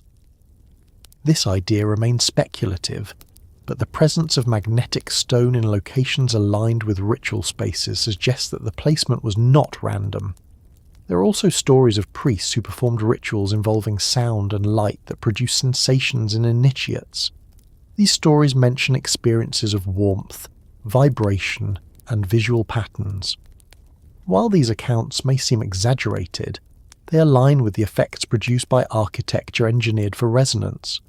Standing in a chamber tuned to low-frequency sound can create sensations of warmth and pressure. Light entering through narrow openings at specific angles can produce striking visual effects. Together, these elements could create experiences interpreted as spiritual or divine communication. Some researchers believe that the earliest temples functioned as educational centers. According to ancient writings, the temples were houses of life, where initiates learned astronomy, geometry, medicine, and philosophy. If the architecture itself embodied mathematical and acoustic principles, the temples would have served as living textbooks. Students walking through their halls would observe the behavior of sound, light, and shadow.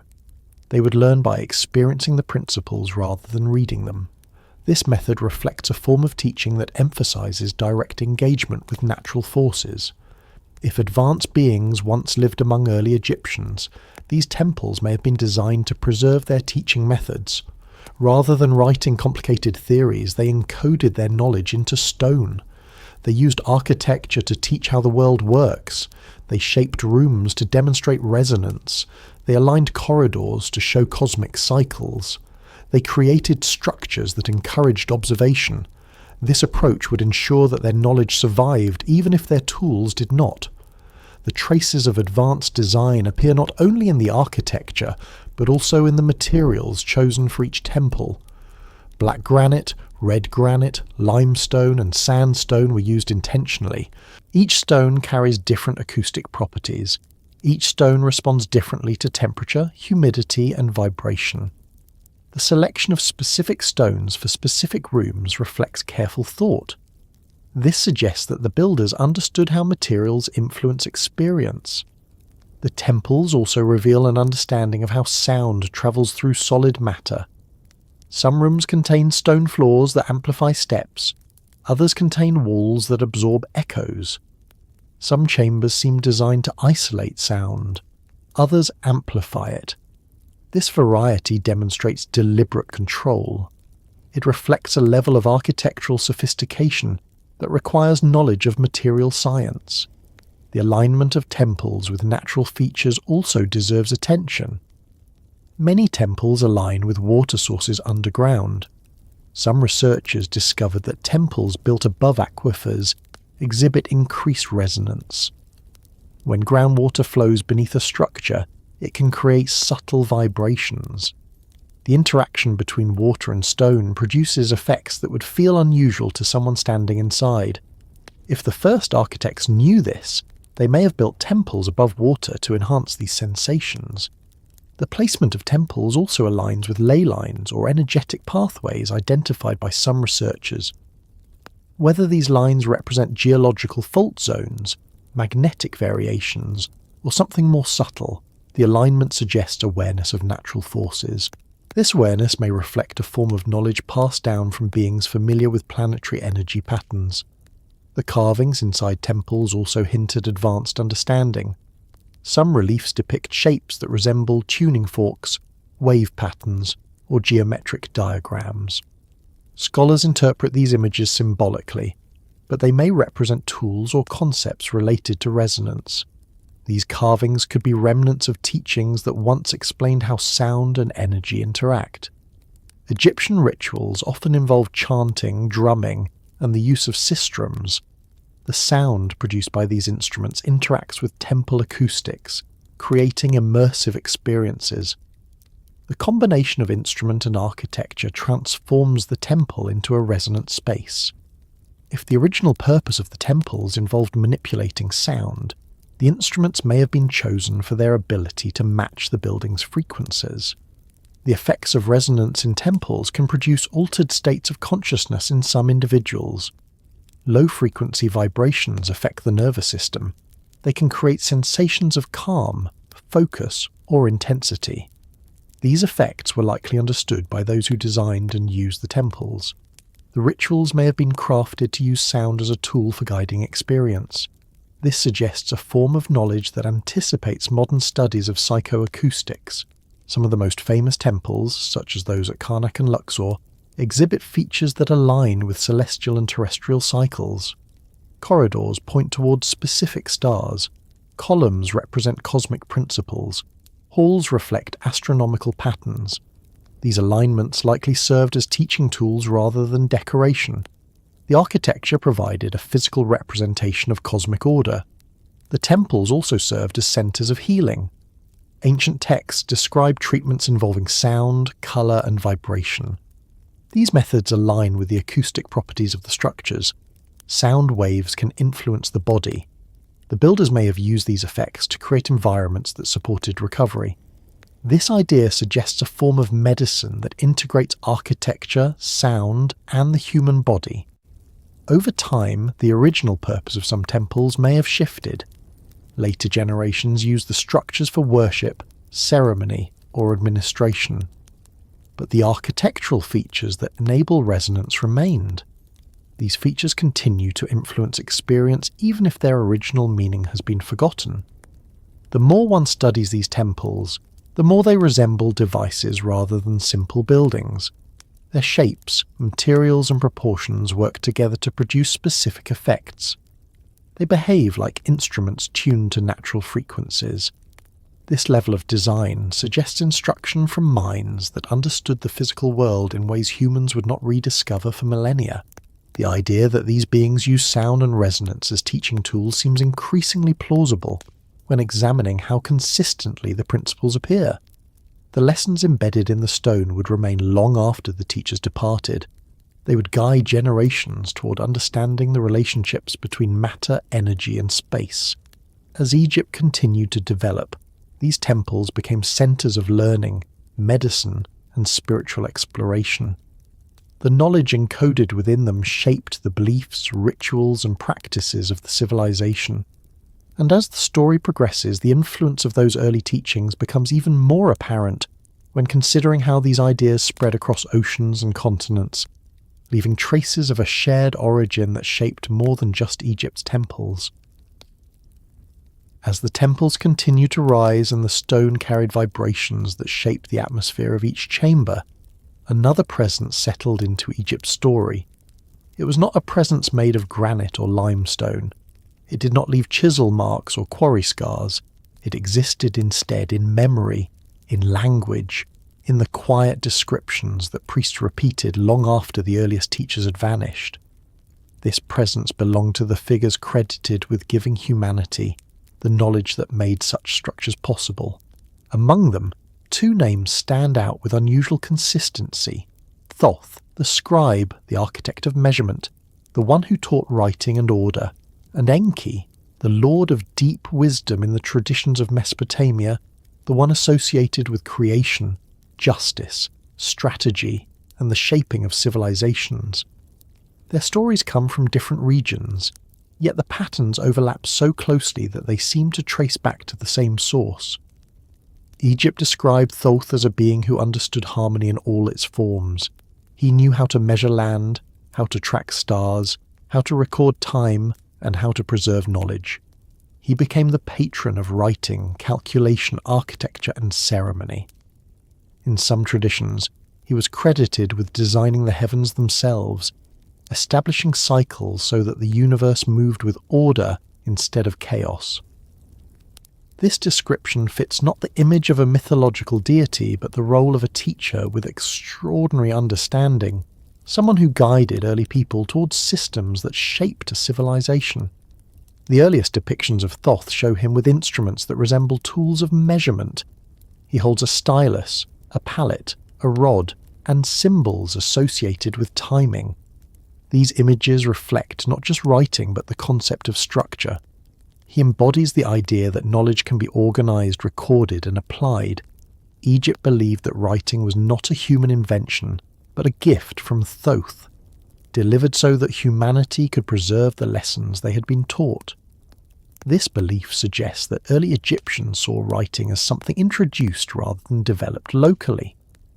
Mesopotamian traditions describe Enki in a similar way. He was the one who shaped the early world with calculation and foresight. He assisted in the creation of humans and taught them how to survive and thrive. He introduced laws, crafts, agriculture, and techniques used in building. His role resembles that of a mentor guiding early societies. The Sumerians spoke of him as the ultimate problem solver, someone who stepped in to correct imbalances, provide knowledge, and maintain order. The parallels between Thoth and Enki extend beyond mere symbolism. Both were described as beings who understood the fabric of reality. Both were believed to possess knowledge far beyond that of any human. Both were said to have travelled among the people, teaching them skills that advanced civilizations could not have developed alone in such a short time. These stories appear in cultures separated by distance yet connected by a similar memory. It suggests that these beings represent different cultural interpretations of the same type of teacher. The idea of teachers arriving from somewhere else and guiding early humanity appears in traditions far older than written history. These stories describe beings who are not seen as omnipotent deities, but as knowledgeable travellers. They interacted with humans, lived among them, and shaped their development. The descriptions of these beings often mention unusual features, long lifespans, advanced tools, and a calm authority that inspired trust. These traits align more closely with the image of visitors from an older civilization or another world than with the supernatural figures of later mythology. Thoth's connection to measurement stands out as particularly significant. His role as master of balance and time suggests he introduced the principles needed to create structured societies. The calendar, essential for understanding the cycles of the Nile, was attributed to him. The methods used to align temples with the stars were attributed to him. The proportions that appear repeatedly in Egyptian architecture, always precise and always consistent, were said to originate from his teachings. The people believed these principles were not discovered but inherited. This sense of inheritance appears repeatedly in ancient texts. The Egyptians often describe their knowledge as something passed down through generations from an earlier age. The priests of later dynasties claim that their ceremonies, measurements, rituals, and architectural proportions mirrored instructions received from the gods. They did not speak of invention, they spoke of maintenance. They believed their duty was to preserve what had been given to them, not to create something new. The overlap with Mesopotamia deepens this idea.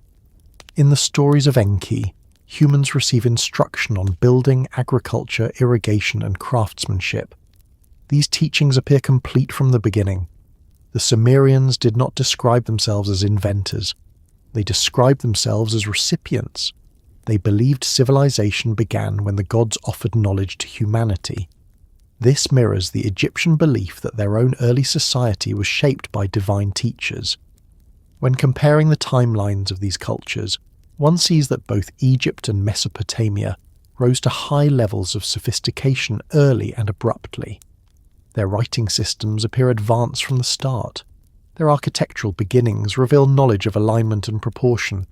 Their myths describe a time when beings with extraordinary understanding walked among humans. These parallels create a pattern too consistent to dismiss. Some researchers propose that Thoth and Enki represent members of a group of beings who travelled across regions, teaching different societies according to their needs. If these beings possessed advanced knowledge, then their instructions would have shaped the earlier stages of civilization. Their presence would explain the sudden appearance of writing, mathematics, architecture, and astronomy in multiple regions. It would also explain why these cultures revered their teachers without fully understanding their origins. Egypt described Thoth as a being who travelled between worlds. He moved between realms with ease. He mediated between gods and humans. He taught kings and scribes. These descriptions resemble accounts of an individual who understood advanced concepts of movement and communication. The imagery may be symbolic, but the underlying memory may reflect interactions with someone who possessed capabilities far beyond those of early humans. In Mesopotamia, Enki's home was said to lie in the depths, in a place associated with water, knowledge, and hidden chambers. He was believed to possess a vast archive of teachings known as the Me, which contained the foundations of civilization. These Me were not abstract ideas, but tangible pieces of knowledge given to kings. The idea of storing knowledge in objects reflects an advanced understanding of preservation. It suggests that these teachers not only provided instruction, but also left behind systems for maintaining it. The Egyptians described something similar in the records said to be kept by Thoth. Legend speaks of a book containing all knowledge, hidden away to protect it from misuse. This book was not meant for ordinary humans. It was reserved for individuals prepared to safeguard its contents. This idea resonates with the Sumerian concept of the Me, both representing knowledge too powerful to be widely distributed. The connection between these traditions becomes clearer when examining their influence on architecture. Egyptian temples reflect Thoth's emphasis on proportion and measurement. Mesopotamian ziggurats reflect Enki's focus on structure and order. Both show traces of celestial alignment. Both reveal an understanding of geometry that seems advanced for their time. The similarities suggest that the teachings originated from a common source. Thoth's role in teaching writing is particularly significant. Writing transforms society. It preserves memory. It maintains order. It allows knowledge to travel across generations without distortion. Egypt's early script appears fully formed, with symbols representing sounds, ideas, and objects.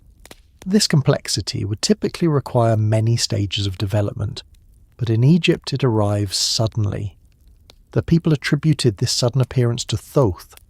They believed he introduced writing so that humanity could remember what had been taught.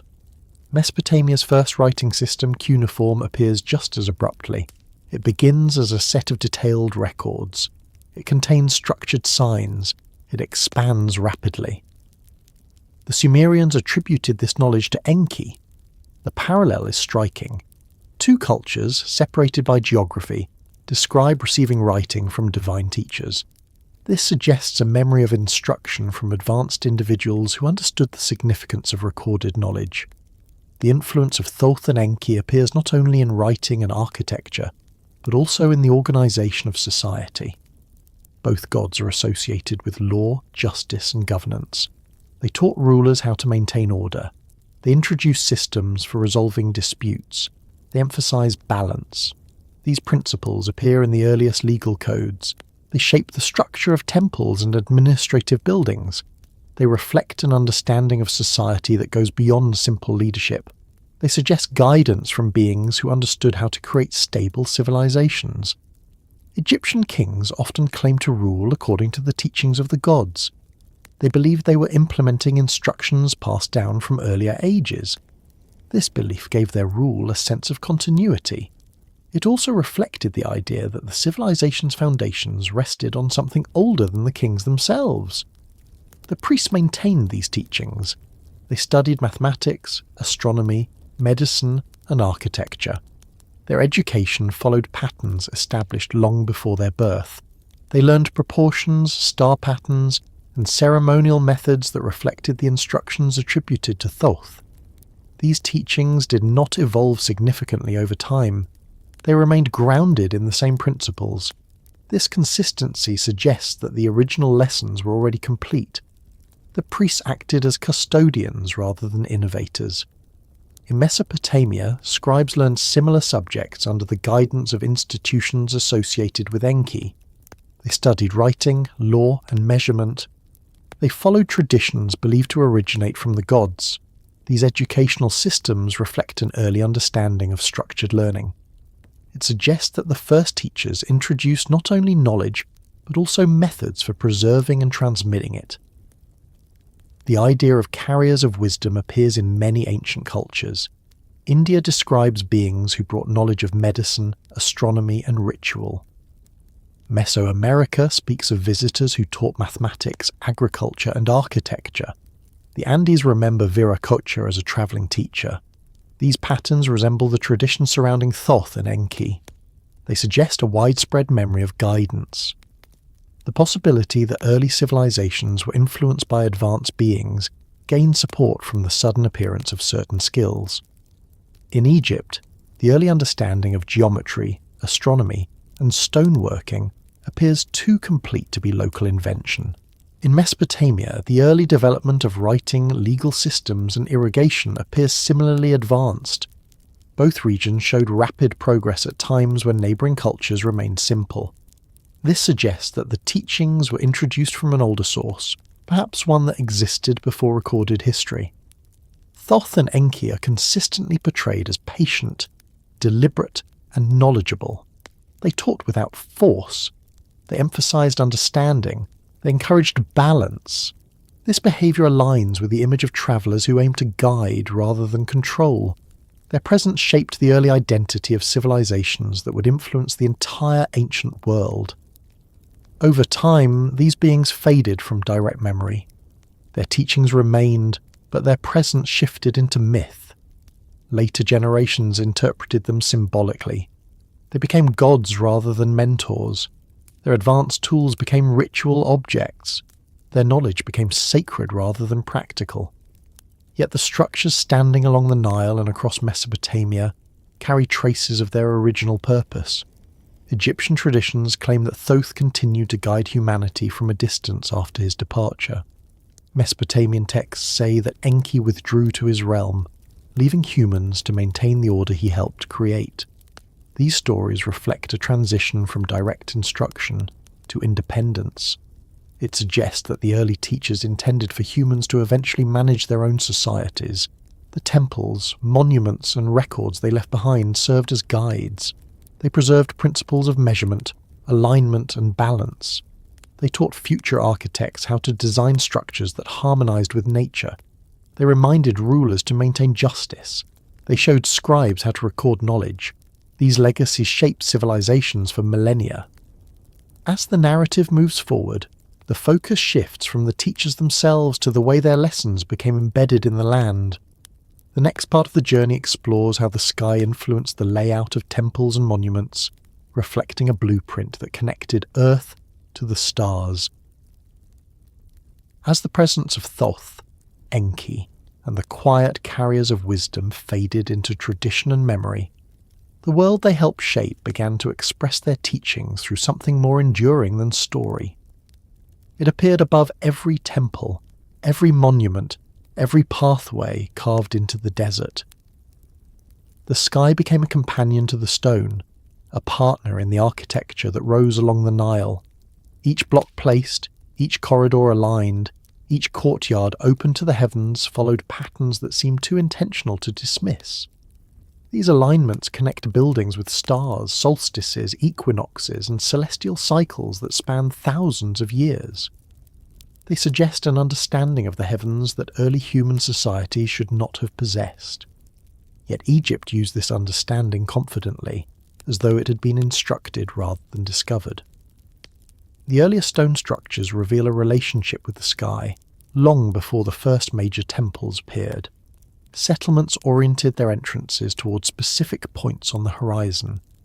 Burial sites aligned with sunrise or sunset during particular times of the year. These choices appear consistently across regions separated by distance. They reflect more than aesthetic preference. They reflect knowledge of celestial movement. The alignment of early structures indicates awareness of the solstice, a moment when the sun reaches its highest or lowest point in the sky. This requires meticulous observation over many years. The Egyptians recognized this cycle early and built according to its rhythm. The sun's path across the horizon became a guiding line for construction. It shaped the angle of walls, the placement of corridors, and the orientation of entire complexes. This level of awareness suggests guidance from individuals who understood the long cycles of the heavens. Over time, these alignments grew more complex. Temples across the Nile Valley point towards stars that held significance in Egyptian cosmology. The rising of Sirius, associated with the flood of the Nile, became a critical marker. The people tracked its heliacal rising with precision. This event happens only once each year when the star appears briefly before dawn after being hidden behind the sun. Identifying it demands trained observation.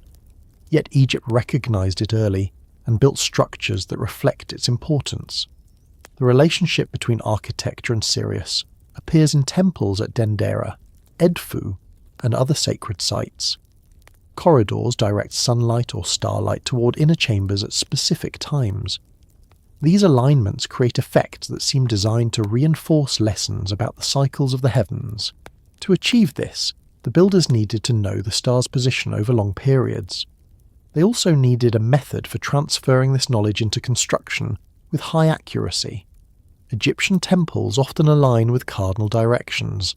True north, true south, true east, and true west appear repeatedly in their design. Aligning structures to true north demands an understanding of the sky that goes beyond simple observation. The pole star changes over time due to precession, the slow wobble of Earth's axis.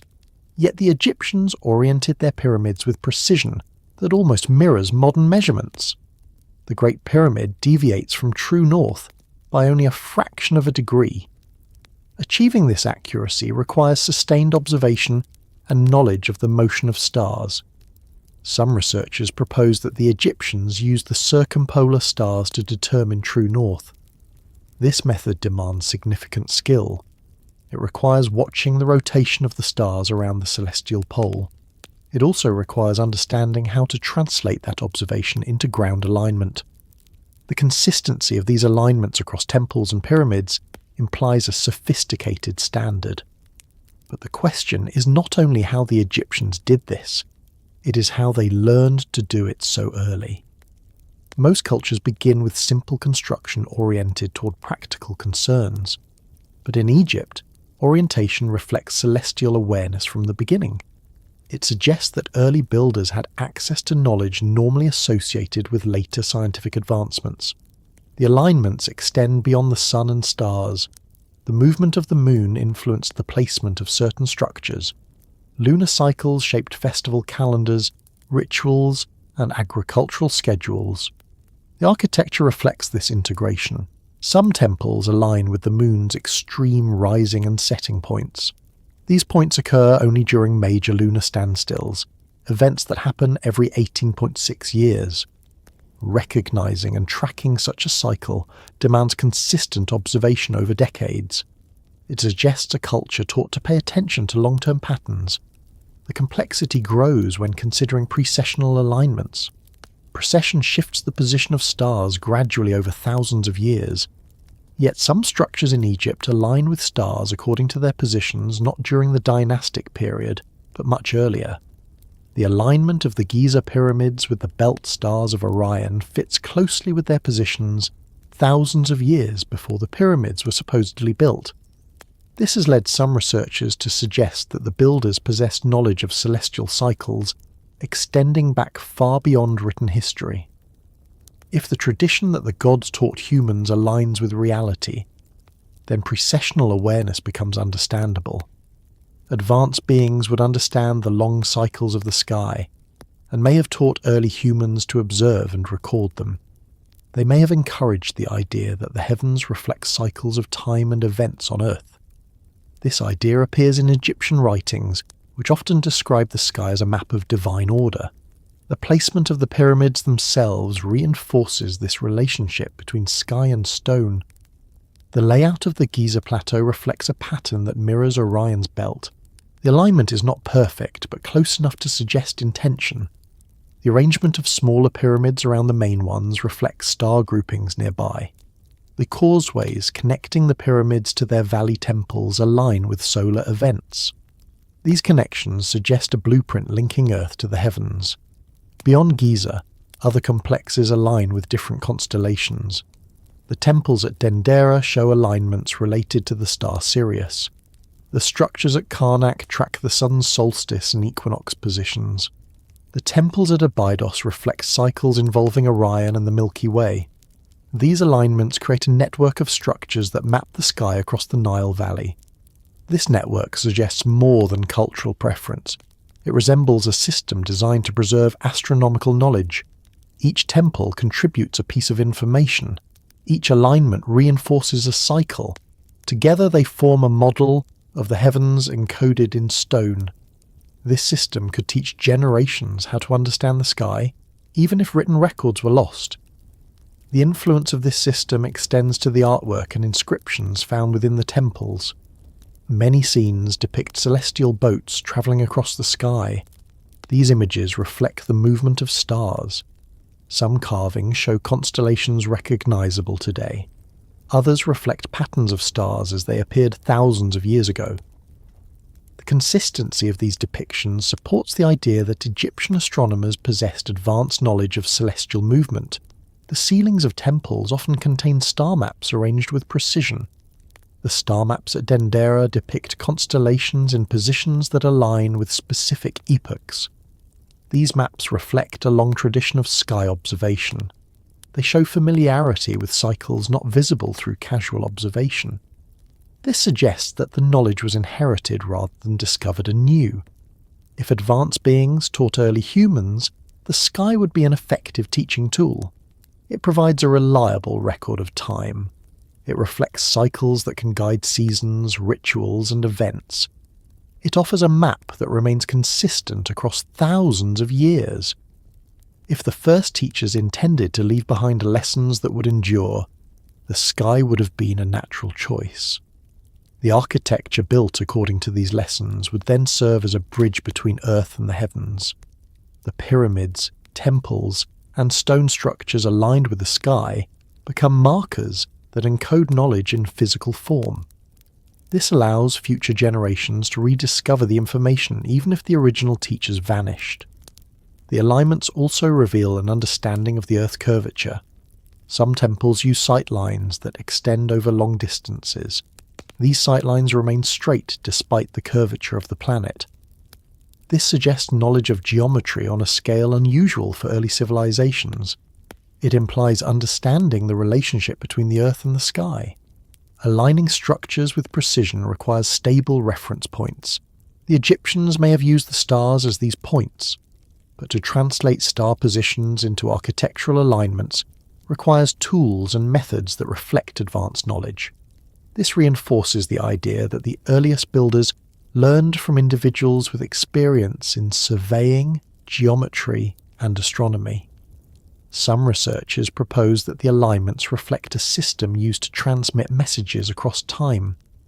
The monuments point to specific stars that change position only slowly.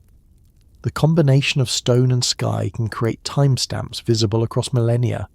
If the builders wanted to communicate with distant future generations, this method would be effective. It would ensure the message remained intact despite cultural changes. The alignments may also reflect an understanding of cycles related to climate, seasons, or Earth's position in space. If early teachers came from a culture that understood long-term planetary cycles, they might have recorded this knowledge in the architecture. The alignments would then serve as reminders of cosmic conditions that influence life on Earth. The relationship between sky and stone creates a harmony that extends beyond aesthetics. It reflects a worldview where the Earth mirrors the heavens. This idea appears repeatedly in Egyptian thought. The phrase, "as above, so below," captures this belief. It suggests that the builders saw the world as a reflection of cosmic order. The alignments reinforce this perspective. The people of Egypt lived their lives according to the cycles of the sky. The rising of Sirius marked the new year. The movement of the sun shaped their calendar. The phases of the moon influenced festivals. The stars guided sailors along the Nile. The presence of these cycles in architecture reflects their importance in daily life. As time passed, the rituals shaped by celestial cycles continued even as the original meanings faded. The alignments remained fixed in stone. They preserved lessons long after the context changed. Later generations used the temples without fully understanding their design. They maintained traditions without decoding their purpose. yet the structures themselves continue to teach silently through their interaction with the sky. The influence of these alignments extends beyond Egypt. Across the ancient world, cultures built structures oriented toward celestial events. Stone circles, temples, and monuments around the globe reflect similar awareness. This suggests that the teachings of the early visitors spread widely. The sky served as a universal reference that could be observed anywhere. It allowed knowledge to travel across continents and generations. The patterns seen in Egypt appear in other ancient civilizations, each adapting the knowledge to local skies. This points toward a shared origin for advanced astronomical understanding. The presence of Thoth, Enki, and similar figures in distant cultures reinforces this idea. These beings may represent messengers from the same source, revealing the heavens to different regions. As the focus shifts from the sky to the rebuilding of the world after catastrophe, the role of celestial alignments becomes clearer. The heavens served as a guide for restoring order. The monuments built according to these alignments reflected a memory of a world that existed before. And the next part of the journey explores how civilizations rebuilt themselves after dramatic events, carrying fragments of older knowledge into new eras. As the sky continued to guide the placement of temples and the alignment of stones, another memory lingered beneath Egypt's achievements, soft but persistent. It drifted through myths, inscriptions, and oral traditions like the echo of an older world. This memory belonged to a time before dynasties, before the desert took its modern shape, before the Nile settled into the path it still follows. It belonged to an event that reshaped landscapes, displaced peoples, and erased entire cultures. It belonged to a flood so immense that later generations preserved it through stories rather than measurements. And woven into these stories was the idea that the world had once been rebuilt, not through human effort alone, but with guidance from those who had survived the catastrophe and carried ancient knowledge forward. Egyptian tradition describes a period known as the First Time, a distant age when the gods walked the earth. This age ended not through gradual decline but through upheaval. Some texts speak of waters rising suddenly, covering the land and transforming everything in their path. Others describe storms that lasted long enough to erase borders, flatten settlements, and wash away the early foundations of civilization. These accounts resemble the flood stories found across the world, from Mesopotamia to the Andes. The consistency of these tales suggests more than shared imagination. It hints at a global event remembered through the lens of cultural memory. The idea of a great flood appears in the Sumerian king list, in which the reigns of kings are divided into two categories: those who ruled before the flood and those who ruled after it. This division mirrors Egypt's own separation between the mythical age of gods and the historical age of kings. In both cases, the flood acts as a dividing line between two eras. This pattern appears in ancient Persia, India, China, and the Americas. Each tradition describes an earlier world destroyed by water and a new world built upon its remains. The geological record supports the presence of dramatic climate events at the end of the last ice age. The melting of massive glaciers caused sea levels to rise quickly. Entire coastlines vanished. Inland regions flooded. Weather patterns shifted. Rivers changed course. These transformations could easily explain the flood memories preserved in ancient texts. But the consistency of the stories, combined with their detail, suggests that the people who survived this era retained knowledge that extended beyond mere observation. They remembered not only destruction, but also rebuilding. In Egypt, the rebuilding process appears in the myths surrounding the gods who restored order after chaos. These stories describe beings who taught humans how to plant, harvest, measure, and build once the waters receded. They introduced systems that allowed life to flourish again. They acted as guides rather than rulers. This description resembles a memory of survivors from an older civilization, helping early Egyptians rebuild their society. The Temple of Edfu contains one of the most detailed accounts of this restoration. It describes a time when the world was dark, The land was broken, and the sky had fallen. Beings known as the Shemsu Hor, the followers of Horus, travelled across the ruined land. They carried knowledge from the previous age. They selected places where new cities could be built. They taught survivors how to construct temples, measure land, and track the heavens. They recorded the layout of sacred places that mirrored older structures lost to the flood. These accounts portray the rebuilding of a world according to a plan that predated the catastrophe. Some scholars view these stories as symbolic, but their specificity suggests memory rather than metaphor. The texts describe tools, materials, and techniques used during the rebuilding process. They mention surveys, measurements, and foundations. They describe the selection of locations based on celestial alignments. This level of detail resembles the work of engineers and architects rather than storytellers. The idea of rebuilding also helps explain Egypt's sudden rise. If the people who settled along the Nile inherited knowledge from an older culture, their rapid development becomes understandable. They would not be starting from scratch. They would be preserving and applying principles learned before the flood. This memory could explain the sudden appearance of advanced architecture, writing, and astronomical knowledge in early Egypt. The flood may also explain why some of Egypt's earlier stonework appears more advanced than later examples. If the first builders inherited techniques from survivors of a previous age, they would possess skills that later generations struggled to replicate. Over time, as the memory of these techniques faded, the quality of construction declined. This pattern mirrors the decline seen in other ancient cultures. The earlier structures often display the most precision. Another element of the flood story involves the migration of people across regions. As waters rose, communities relocated. They carried traditions, skills, and memories with them. Some settled in the Nile Valley. Others travelled to Mesopotamia, the Indus Valley, or the Andes. This movement may explain why early civilizations across the world share similar architectural principles, myths, and scientific concepts. These similarities point toward a shared origin. The presence of flood-sculpted landscapes in Egypt supports this idea. Certain rock formations and soil deposits suggest that parts of the valley experienced dramatic flooding long before written history. These geological features match the timing of the global rise in sea level. If communities lived in these regions before the waters rose, they would have witnessed immense changes. Their descendants would carry these memories forward. The flood also altered the course of rivers and the distribution of fertile land. The Nile itself may have shifted position during this period. Some researchers believe that the river once flowed through a different channel. The laying down of new sediment after the flood created conditions for agriculture.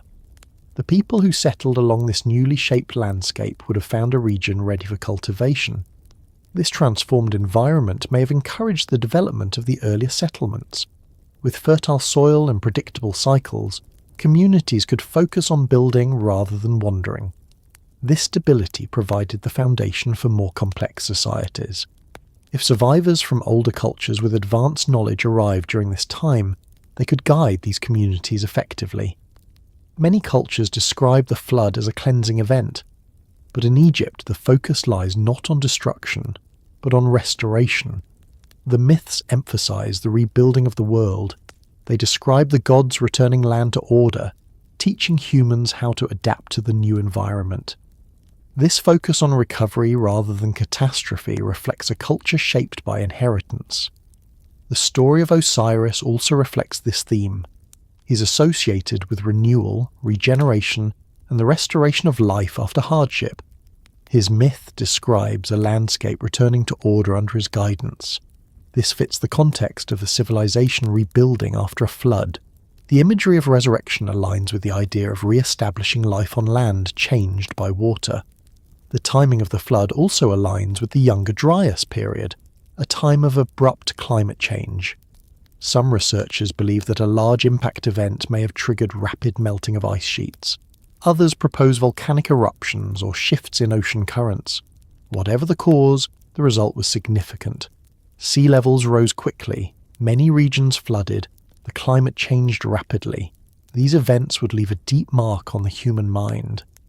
The survivors of such events would remember the experience intensely. They would seek higher ground or more stable regions. The Nile Valley, with its steady river and sheltered geography, would offer a safe haven. The people who settled there would bring stories of the flood and the knowledge needed to thrive in a new world. These stories would become myths over time. The beings who guided the rebuilding process would become gods. Their advanced tools and techniques would be remembered as divine gifts. Their presence would shape tradition, ritual and architecture. Their knowledge would become the foundation of early civilization. The rebuilding process may also explain the presence of ancient maps and records that depict coastlines as they existed before sea levels rose.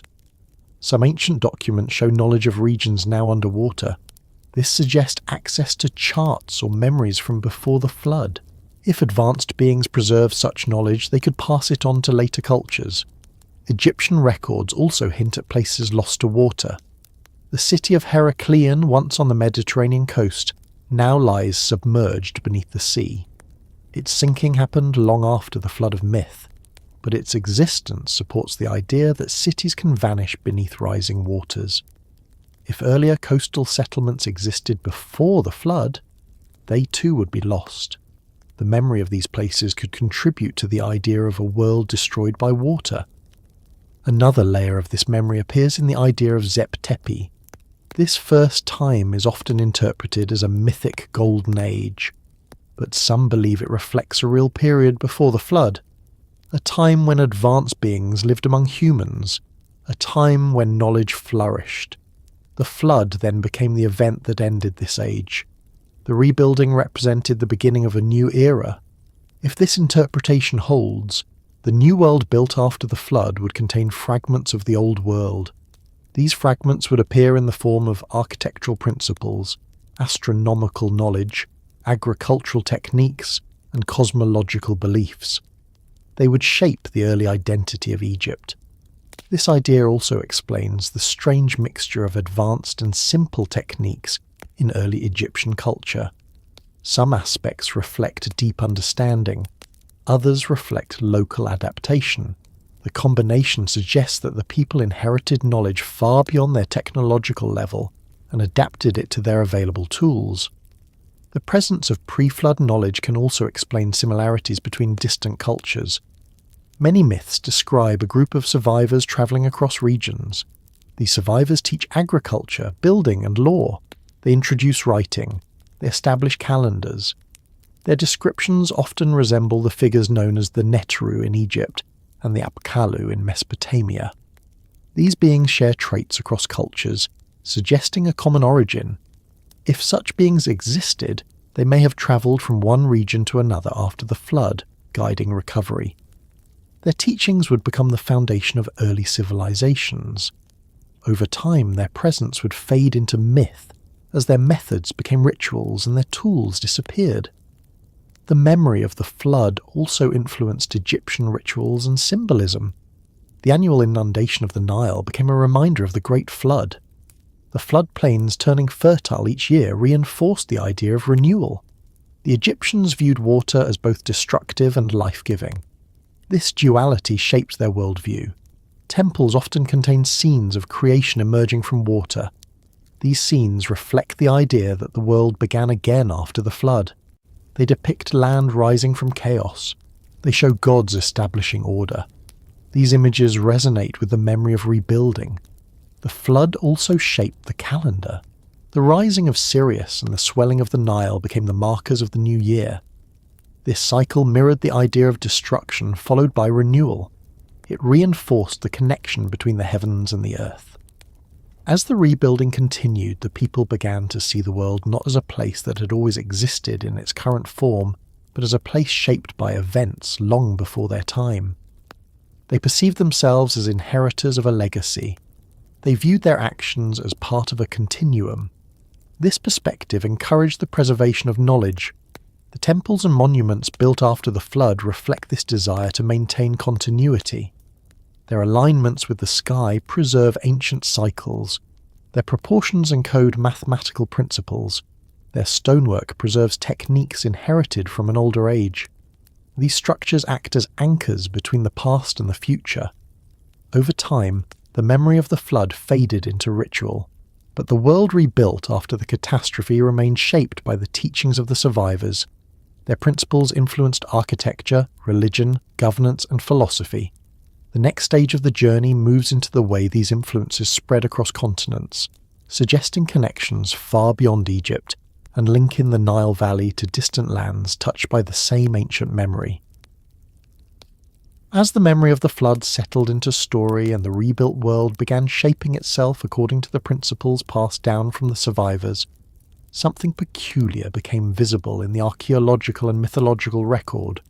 Cultures separated by vast oceans, divided by deserts, mountains, and millennia, carried patterns of knowledge that resembled one another with uncanny precision. They built structures aligned with the sky. They shaped stone using techniques that appear too advanced for their era. They preserved myths describing visitors who arrived in distant ages, bearing tools, teachings, and methods beyond the ordinary. These echoes did not travel along trade routes or spread through slow diffusion. They appeared fully formed in places separated by entire continents. The similarities suggest that the world inherited fragments from the same teacher who walked among the earliest Egyptians, guiding the first rebuilding after the flood. The Nile Valley was only one of the landscapes shaped by these teachings. Far away in Mesopotamia, the earliest cities recorded their origins in tales of beings who arrived from elsewhere, bringing knowledge that allowed the world to function again. These beings taught writing, law, architecture, and agriculture. They were known for their understanding of the heavens and their ability to shape the environment. Their appearance mirrors the roles attributed to Thoth and the company of Egypt's earliest guides. The Sumerians never claimed that they invented civilization from nothing. They believed they received it. This belief mirrors the Egyptian conviction that their knowledge was inherited rather than created. Moving eastward, the Indus Valley presents its own patterns. Its early cities reveal an organization so advanced that modern planners still admire their precision. They used grid layouts, standardized weights, water systems, and drainage networks that appear too complete for a culture emerging from simple beginnings. The people of that region described ancient teachers who brought knowledge of measurement, order, and time. These stories bear similarities to the tales from the Nile and the Euphrates. The names differ, but the roles remain the same. The figures teach, guide, and withdraw. Their knowledge shapes the foundation of society. Across the world, the Andes tell another version of this echo. The people of the highlands described a figure who came after a great cataclysm, travelling across mountains and valleys, teaching humans how to build, plant, and organize.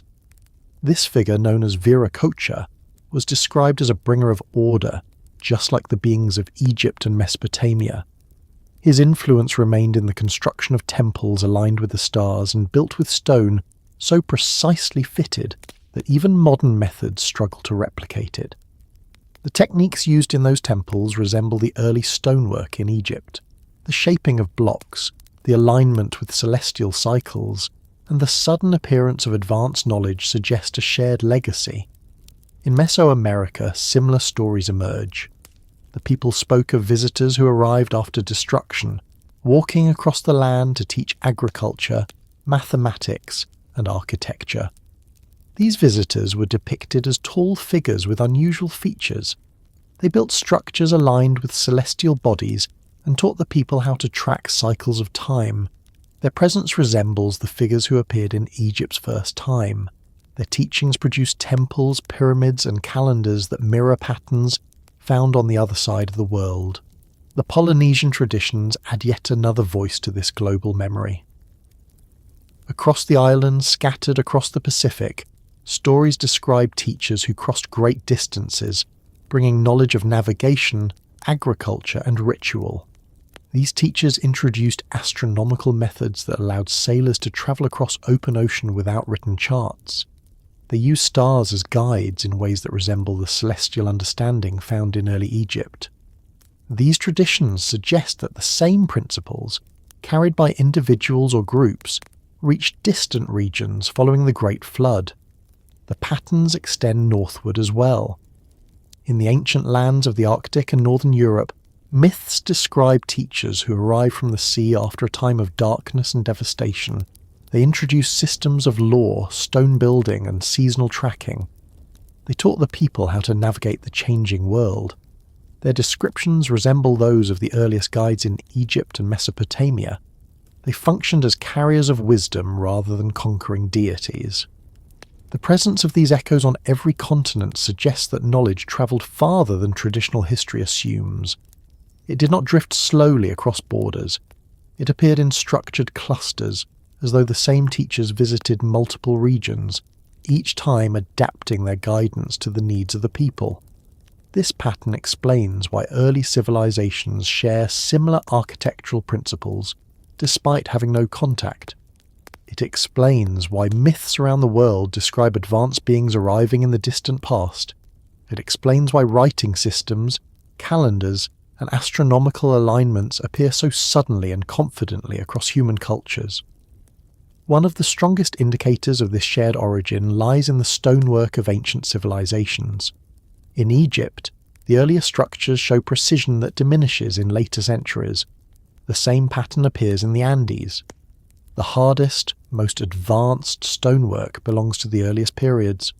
Later builders struggle to replicate it. The idea that skill diminishes over time conflicts with natural progression.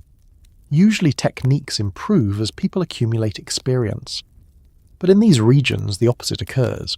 This suggests that early builders inherited methods they did not fully understand. They used these inherited methods while the memory remained fresh.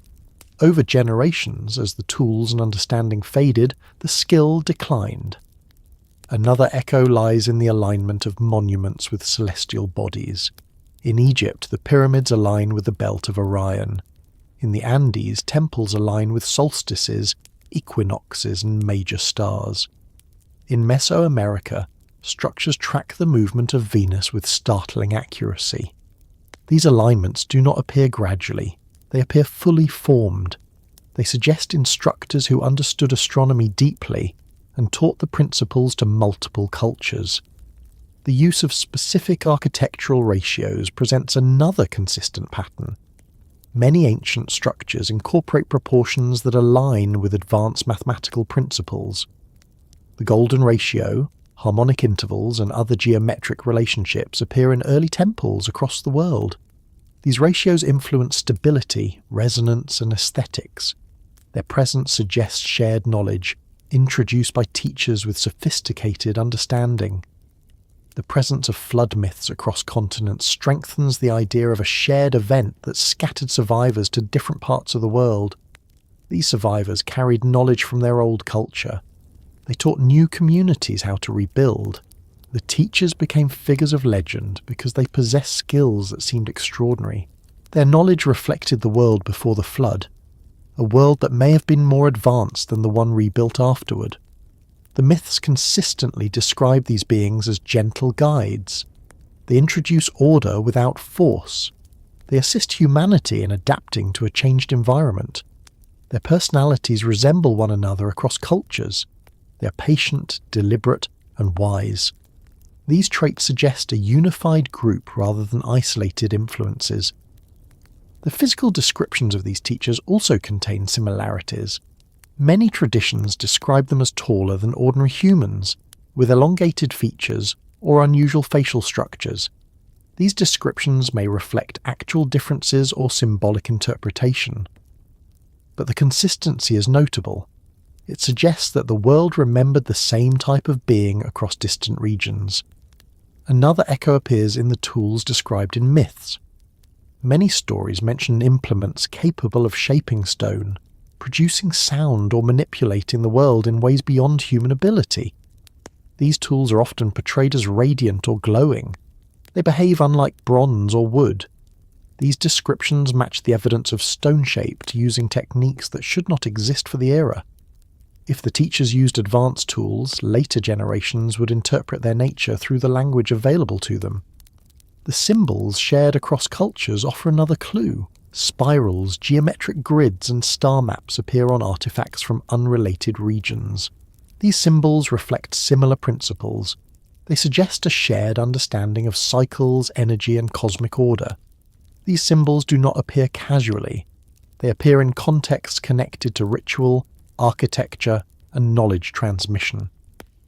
The presence of pyramids in multiple regions also reflects this shared origin. Egypt, Mesoamerica, the Andes and Asia all built pyramids. The designs vary, but the concept remains consistent. A structure shaped to reflect cosmic principles and to serve as a stable foundation for rituals or observation. The independent invention of pyramids in so many regions seems unlikely, but the idea of multiple cultures inheriting the concept from a common source fits the evidence. Navigation techniques further support this connection. The Polynesians used star charts based on geometric patterns. Ancient sailors in the Mediterranean used methods that resemble those found in distant regions. The knowledge of how to travel across open water appears abruptly in several cultures. This suggests inherited understanding rather than gradual development. When examining the earliest artifacts from different civilizations, one finds advanced techniques appearing too early. Metalworking, pottery, weaving, agriculture and architecture emerge rapidly after the flood. These skills appear across continents with striking similarities.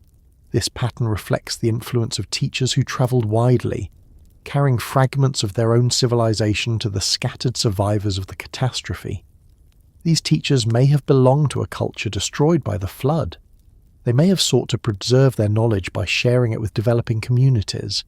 Their presence in myths reflects the memory of their guidance. Over time, as their tools and methods faded, the teachers became legends. Their features became symbolic. Their teachings became sacred. But the traces of their influence remain embedded in the architecture, agriculture, and cosmology of early civilizations. Egypt may have been one of their earliest centers of rebuilding, but it was not their only one. The echoes found across the world suggest that the same principles guided development in distant lands. This global pattern points to a network of knowledge that existed before the flood. The survivors carried fragments of this network to new homes. They rebuilt according to the principles taught by their mentors. As the world regained stability, these cultures diverged. Each adapted the inherited principles to their environment. But the echoes remain. They form a map of influence that connects continents. This map reflects the movement of the same teacher, not as an individual but as a group carrying shared wisdom. The next part of the story moves deeper into the meeting point between myth and measurement. It explores how the world debated the origins of ancient knowledge, how scholars and skeptics responded to the echoes scattered across continents, and how the remnants of earlier ages shaped the narrative of what came next. As the echoes of distant teachers spread across continents and the patterns of ancient structures revealed connections that crossed oceans and ages, another force began to shape the story of humanity's origins. Over time, new ways of thinking emerged, rooted not in myth or memory, but in measurement. Scholars, explorers, and researchers applied tools that had not existed during the early ages of civilization. They used mathematics, instruments, and theories to examine the world with precision.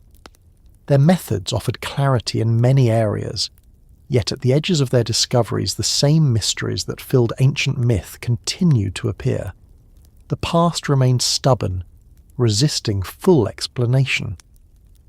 When experience and memory met calculation and observation, the story of civilization entered a new phase marked by debate, interpretation, and careful reassessment. The rise of modern scholarship brought structure to the study of ancient cultures. Historians divided time into periods based on pottery styles, radiocarbon dates, and stratified layers of Earth. Archaeologists traced the development of tools and techniques across millennia. Linguists analysed inscriptions and reconstructed languages. These methods provided insight into how cultures changed over time. They offered explanations for the progression of technology, society, and art. But as scholars pushed further into antiquity, they encountered details that resisted conventional interpretation. One of the earliest points of tension involved the speed with which certain civilizations reached advanced levels of knowledge. Egypt emerged from its prehistoric past with remarkable confidence. Its earlier structures already displayed precision. Its writing system appeared fully formed. Its understanding of celestial cycles revealed deep familiarity with the sky. Scholars attempted to explain this rapid rise through environmental factors, population growth, or trade. These models offered partial insight but often could not fully account for the scale and speed of development. Skeptics of ancient traditions viewed myths as products of imagination. They saw stories of divine teachers as symbolic, created to explain natural events or reinforce authority. They believed that cultures invented gods to personify forces beyond their understanding. This perspective treated myths as narratives rather than memories. But as scholarly methods advanced, certain details within these narratives began to align with physical evidence. Alignments with stars, precise architectural ratios, and echoes across continents raised questions that conventional models struggled to address. Some scholars acknowledge that ancient people possessed sophisticated observational abilities. They argued that early societies spent so much time under open skies that they naturally developed advanced astronomy. They believed that consistent observation over generations allowed people to track solstices, equinoxes, and star movements. This explanation accounted for some alignments, but the presence of precessional knowledge, which requires awareness of cycles spanning thousands of years, challenged this view.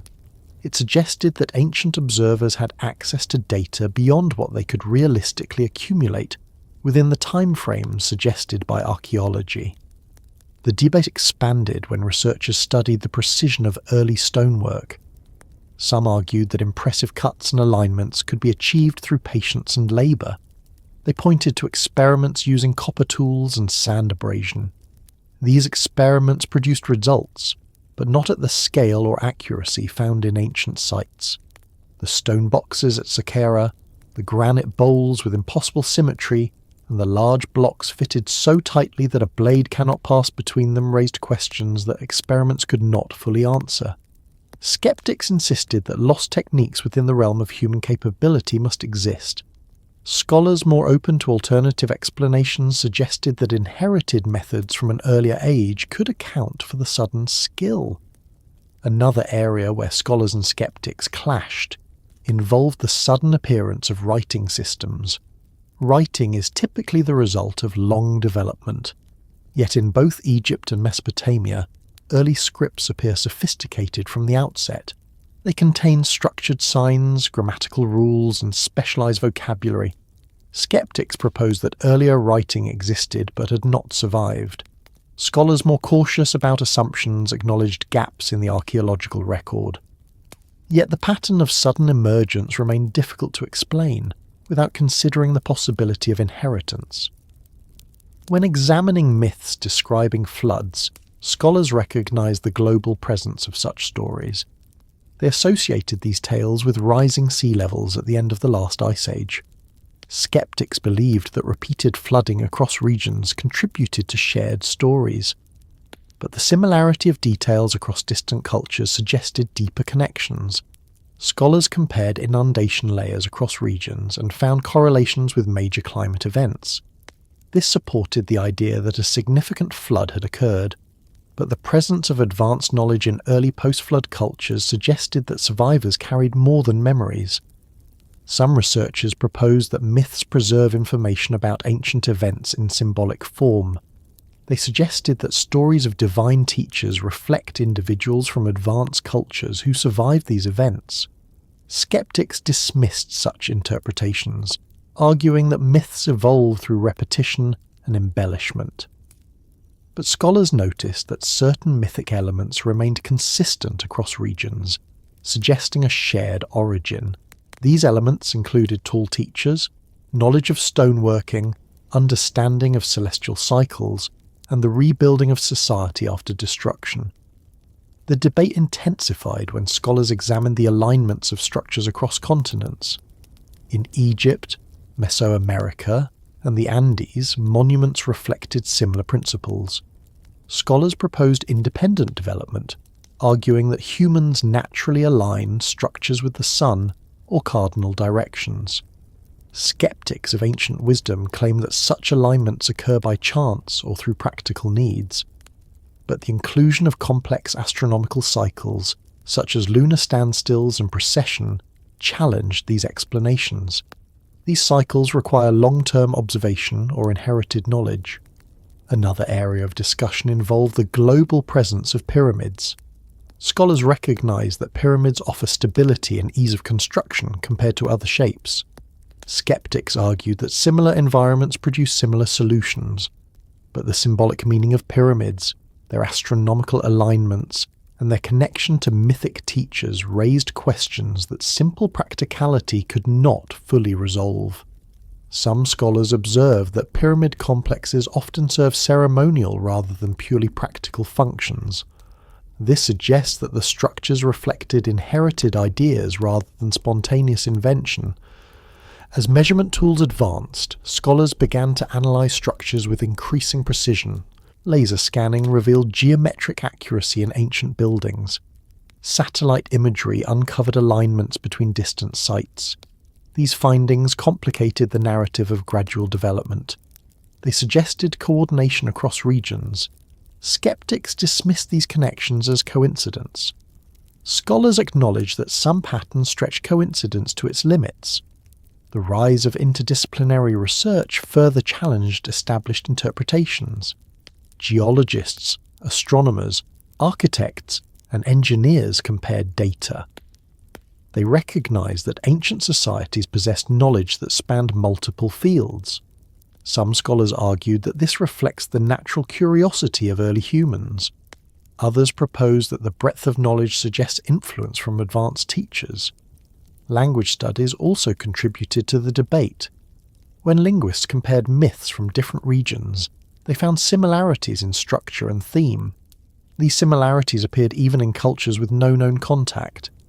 Skeptics claimed that universal human concerns produce similar stories. Scholars noted that the parallels extended beyond general themes into specific details. This suggested a shared origin or a shared event experienced across regions. Anthropologists studying cultural transmission observed that certain concepts spread quickly across regions in early history. They proposed that migrations following the flood may have carried knowledge to distant lands. This idea aligns with genetic evidence showing early population movements across continents. But the sophistication of the knowledge carried by these migrants raised questions about their origins. In some cases, archaeological discoveries contradicted established timelines. The existence of structures older than expected or pottery styles more advanced than presumed challenged traditional interpretations. Scholars revised timelines repeatedly to accommodate new findings. Skeptics argued that such revisions proved the unreliability of ancient traditions. Others believed that the adjustments reflect the rediscovery of a deeper past. The presence of megalithic sites across the world, often with unknown purpose, contributed to the debate. Scholars attempted to interpret these sites based on patterns of occupation and ritual practice. Skeptics saw them as oversized tombs or gathering places, but the alignments, the precision, and the echoes of techniques found in distant regions suggested more complex origins. Some researchers proposed that these sites served as markers of inherited knowledge from an earlier age. Another area of discussion involved the sudden appearance of agriculture. In multiple regions, farming began rapidly and with surprising sophistication. Crops were domesticated quickly. Irrigation systems emerged early. Scholars noted that farming typically develops gradually, but the rapid appearance of organized agriculture suggested inheritance from survivors of the flood who carried knowledge from a previous civilization. Skeptics argued for natural experimentation. But the consistency across continents hints at guided development. As the debate expanded, some scholars acknowledged the limitations of measurement alone. They recognized that ancient myth contains information that may reflect real events. They suggested that myths should be studied alongside archaeology, not dismissed as fantasy. This approach revealed patterns hidden in plain sight. Myths describing celestial cycles matched astronomical data. Myths describing floods aligned with geological evidence. Myths describing advanced teachers aligned with anomalies in the archaeological record. The blending of measurement and myth created new interpretations of the past. Some researchers proposed that the earliest civilizations were not independent creations, but restorations of knowledge from an earlier world. They suggested that the flood erased much of this world, leaving behind only fragments preserved by survivors. These survivors may have belonged to cultures with advanced understanding. Their teachings would explain the sudden appearance of writing, architecture, and astronomy. Skeptics resisted this idea strongly. They argued that accepting influence from earlier advanced cultures undermines the achievements of early humans. They believed that attributing inventions to ancient visitors diminishes the ingenuity of the ancestors.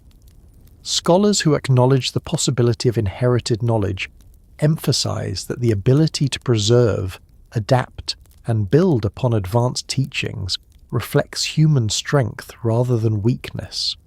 Debate also unfolded around the interpretation of tools and artifacts. Some objects found in ancient sites appear out of place for their era. Scholars attempted to explain them through unusual circumstances.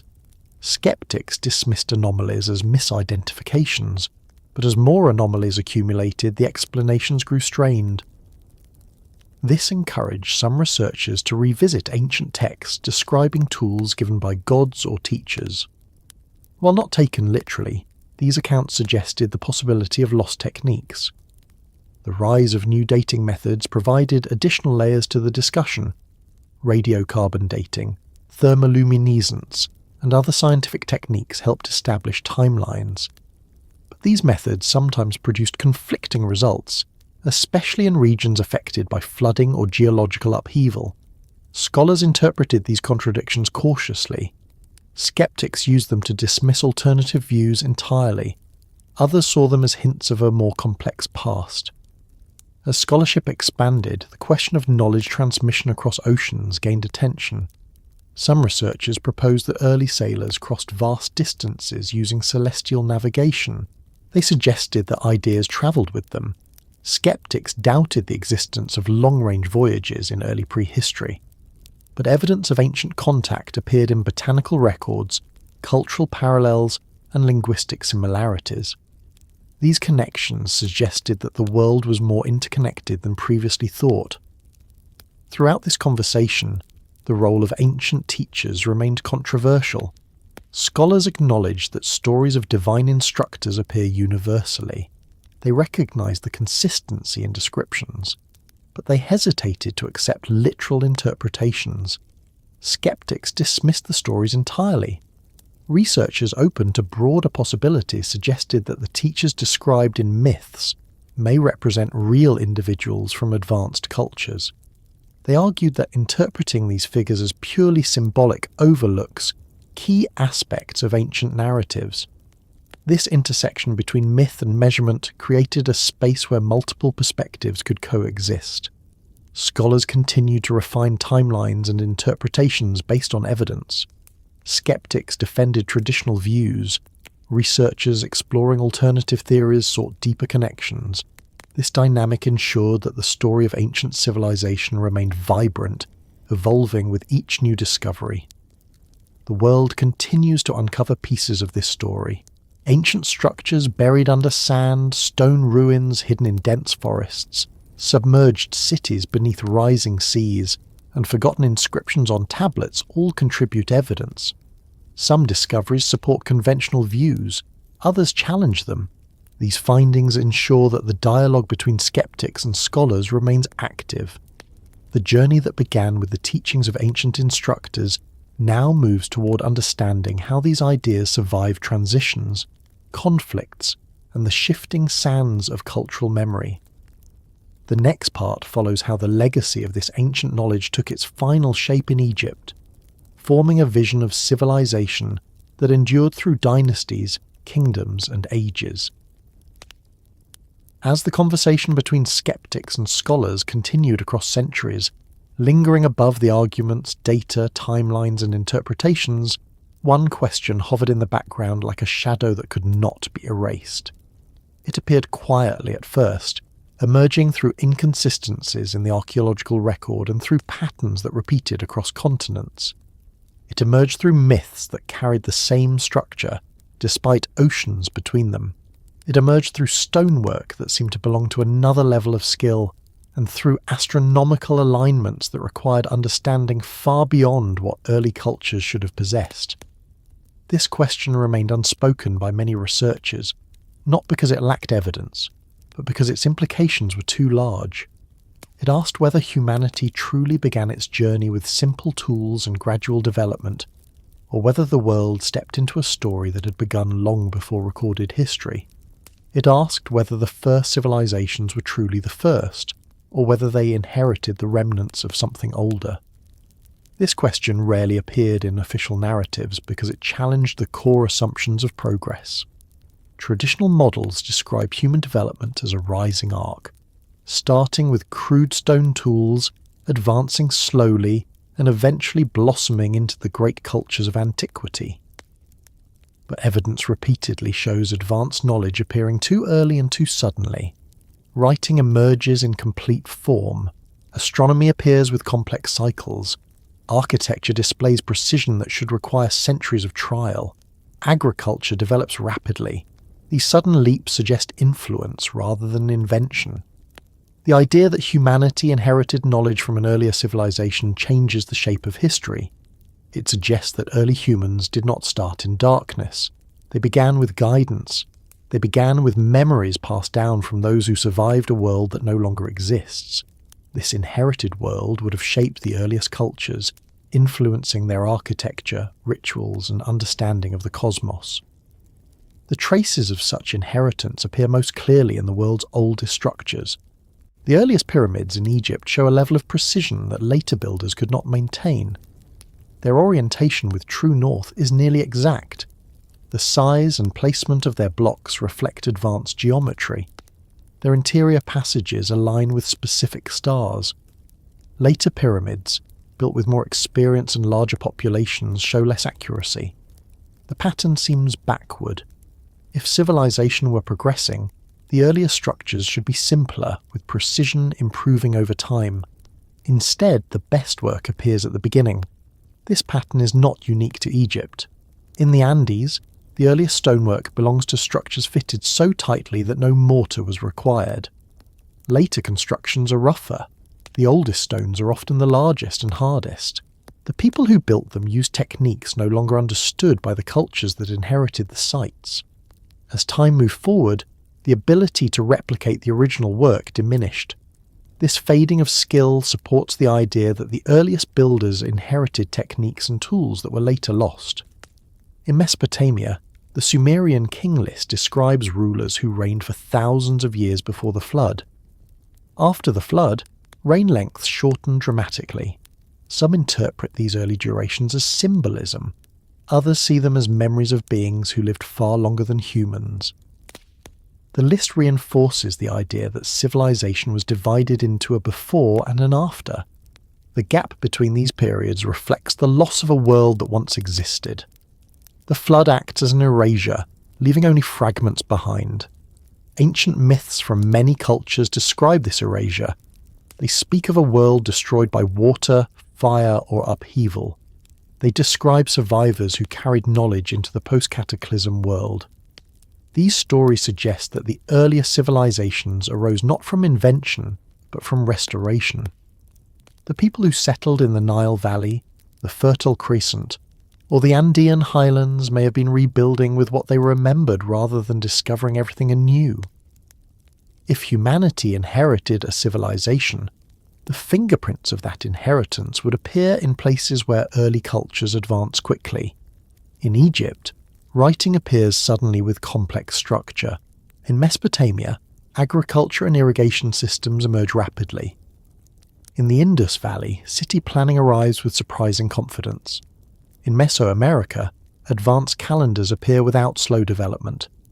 These sudden appearances challenge the idea of gradual evolution. The question also appears in the continuity of symbols. Spirals, geometric grids, and solar markers appear across continents. These symbols often represent cycles, measurement, and celestial movement. Their presence in distant regions suggests a shared origin rather than independent creation. Symbols persist because they carry meaning. If early cultures inherited symbols from a previous civilization, these symbols would appear globally. Another trace of inheritance lies in the global distribution of flood myths. Nearly every culture describes a time when water reshaped the world. The details differ slightly, but the core structure remains the same. A catastrophic event destroys the old world. Survivors rebuild the new one. These narratives resemble memories rather than metaphors. They reflect experiences carried across generations. The question becomes more tangible when examining the sudden development of navigation. Polynesian sailors used geometric star charts to cross thousands of miles of open water long before other cultures attempted similar voyages. Their methods appear fully formed. They used tools, memory systems, and observational techniques that reflect advanced understanding. This knowledge may have originated from survivors of an earlier seafaring civilization. The presence of similar pyramidal structures around the world strengthens this idea. The form appears in Egypt, Sudan, Mesoamerica, China, the Canary Islands, and Indonesia. The shapes differ slightly, but the concept remains consistent. Pyramids serve as stable structures aligned with celestial cycles. The widespread appearance of pyramids suggests a shared architectural tradition inherited by multiple cultures. If the idea originated from an earlier civilization with global reach, the pattern becomes understandable. Agriculture provides another clue. Wheat, barley, rice, and maize develop in separate regions around the same time. These crops appear suddenly in the archaeological record.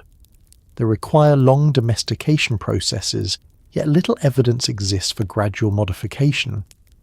This raises the possibility that knowledge of domestication was inherited rather than discovered locally. The mythic figures associated with the earliest teachings also support the idea of inheritance. Thoth in Egypt, Enki in Mesopotamia, Viracocha in the Andes, and Quetzalcoatl in Mesoamerica share common traits. They are described as teachers rather than conquerors. They arrive after destruction. They introduce writing, agriculture, architecture, or astronomy. Their presence suggests that memories of a previous civilization were personified as divine beings. These figures carried the knowledge forward. If the world inherited a civilization, that earlier world must have possessed advanced understanding. The survivors of the flood would have carried fragments of this understanding into new lands. These fragments would appear as sudden advancements in early cultures. The consistency of these fragments across continents supports the idea of a shared origin. The technologies of that earlier civilization remain unknown, but their influence may be visible in stone structures that defy explanation. Stone boxes shaped with machine-like precision, drill marks in granite that suggest harder tools, and megalithic blocks transported over long distances all point toward techniques not preserved in the archaeological record. These techniques may represent remnants of an earlier society's capabilities. The question gains strength when one considers the loss of knowledge across time. Many ancient cultures possess skills that later generations forgot. The knowledge of how to build certain structures, shape certain stones, or track certain cycles faded. This fading suggests that the knowledge was not built locally but inherited. When the original tools or teachers disappeared, the ability to maintain the knowledge lessened. The debate over inheritance touches upon the foundations of identity. Traditional history sees humanity rising through gradual effort. The idea of inheritance suggests that humanity began its journey with a map drawn by someone else. This view does not diminish human achievement. It highlights the ability of early cultures to preserve and apply inherited knowledge under challenging conditions. It emphasizes resilience rather than dependence. From a scientific perspective, The possibility of inheritance invites re-evaluation of timelines.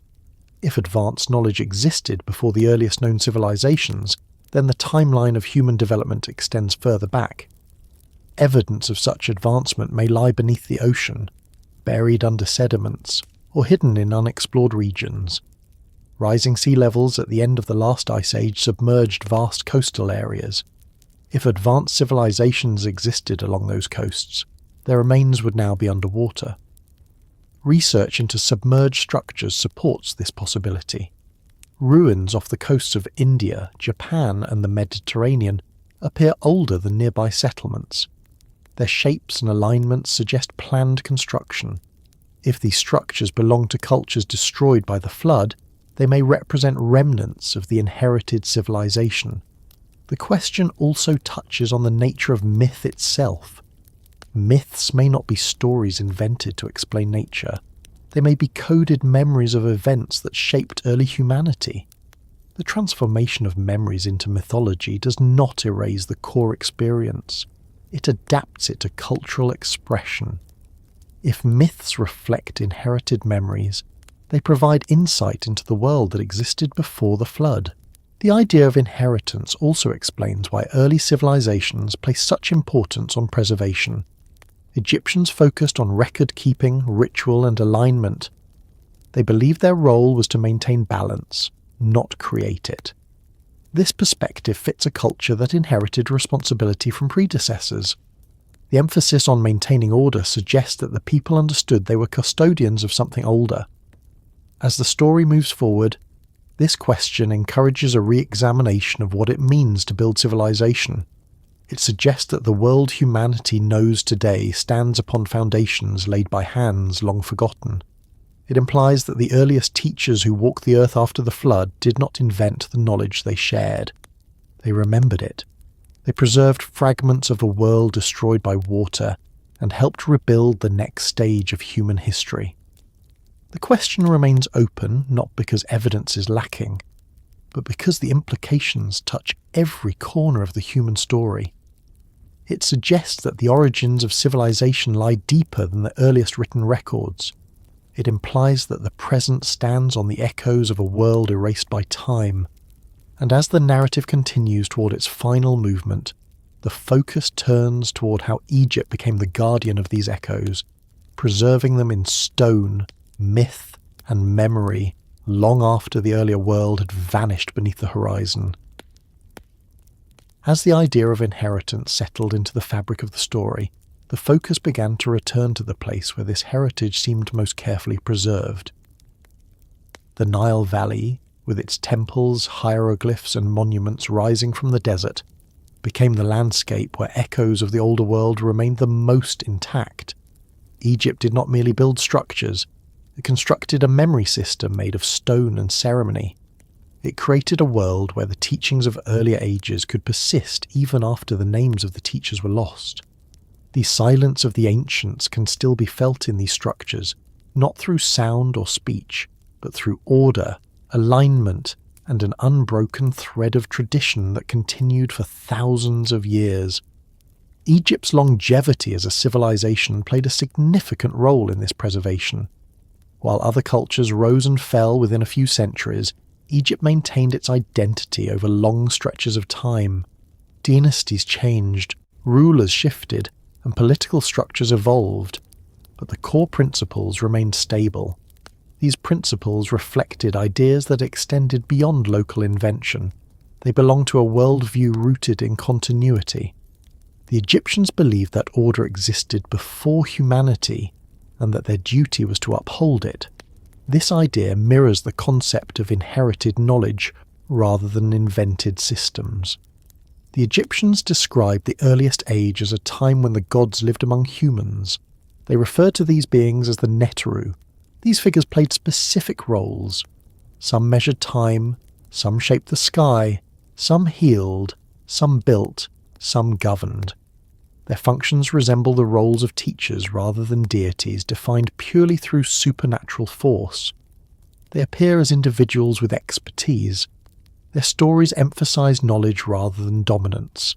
This portrayal suggests that Egypt remembered real beings whose presence shaped early society. One of the most remarkable aspects of Egyptian memory is the consistency with which they describe these beings. Across different periods, from the Old Kingdom to the Late Period, the Netaru maintained their characteristics. Their depictions remained stable, their symbols remained coherent. This stability suggests a tradition preserved carefully, not reshaped through constant reinvention. Cultures often change their gods to reflect shifting needs. Egypt did not. The endurance of the Netaru suggests a memory anchored deeply in the earliest teachings. The stories Egypt preserved about these beings extended beyond mythic narrative. Rituals reenacted events believed to have occurred in deep antiquity. Ceremonies replicated the actions of the gods. Festivals followed celestial cycles associated with their movements. Architecture reflected their teachings. Writing recorded their actions with precision.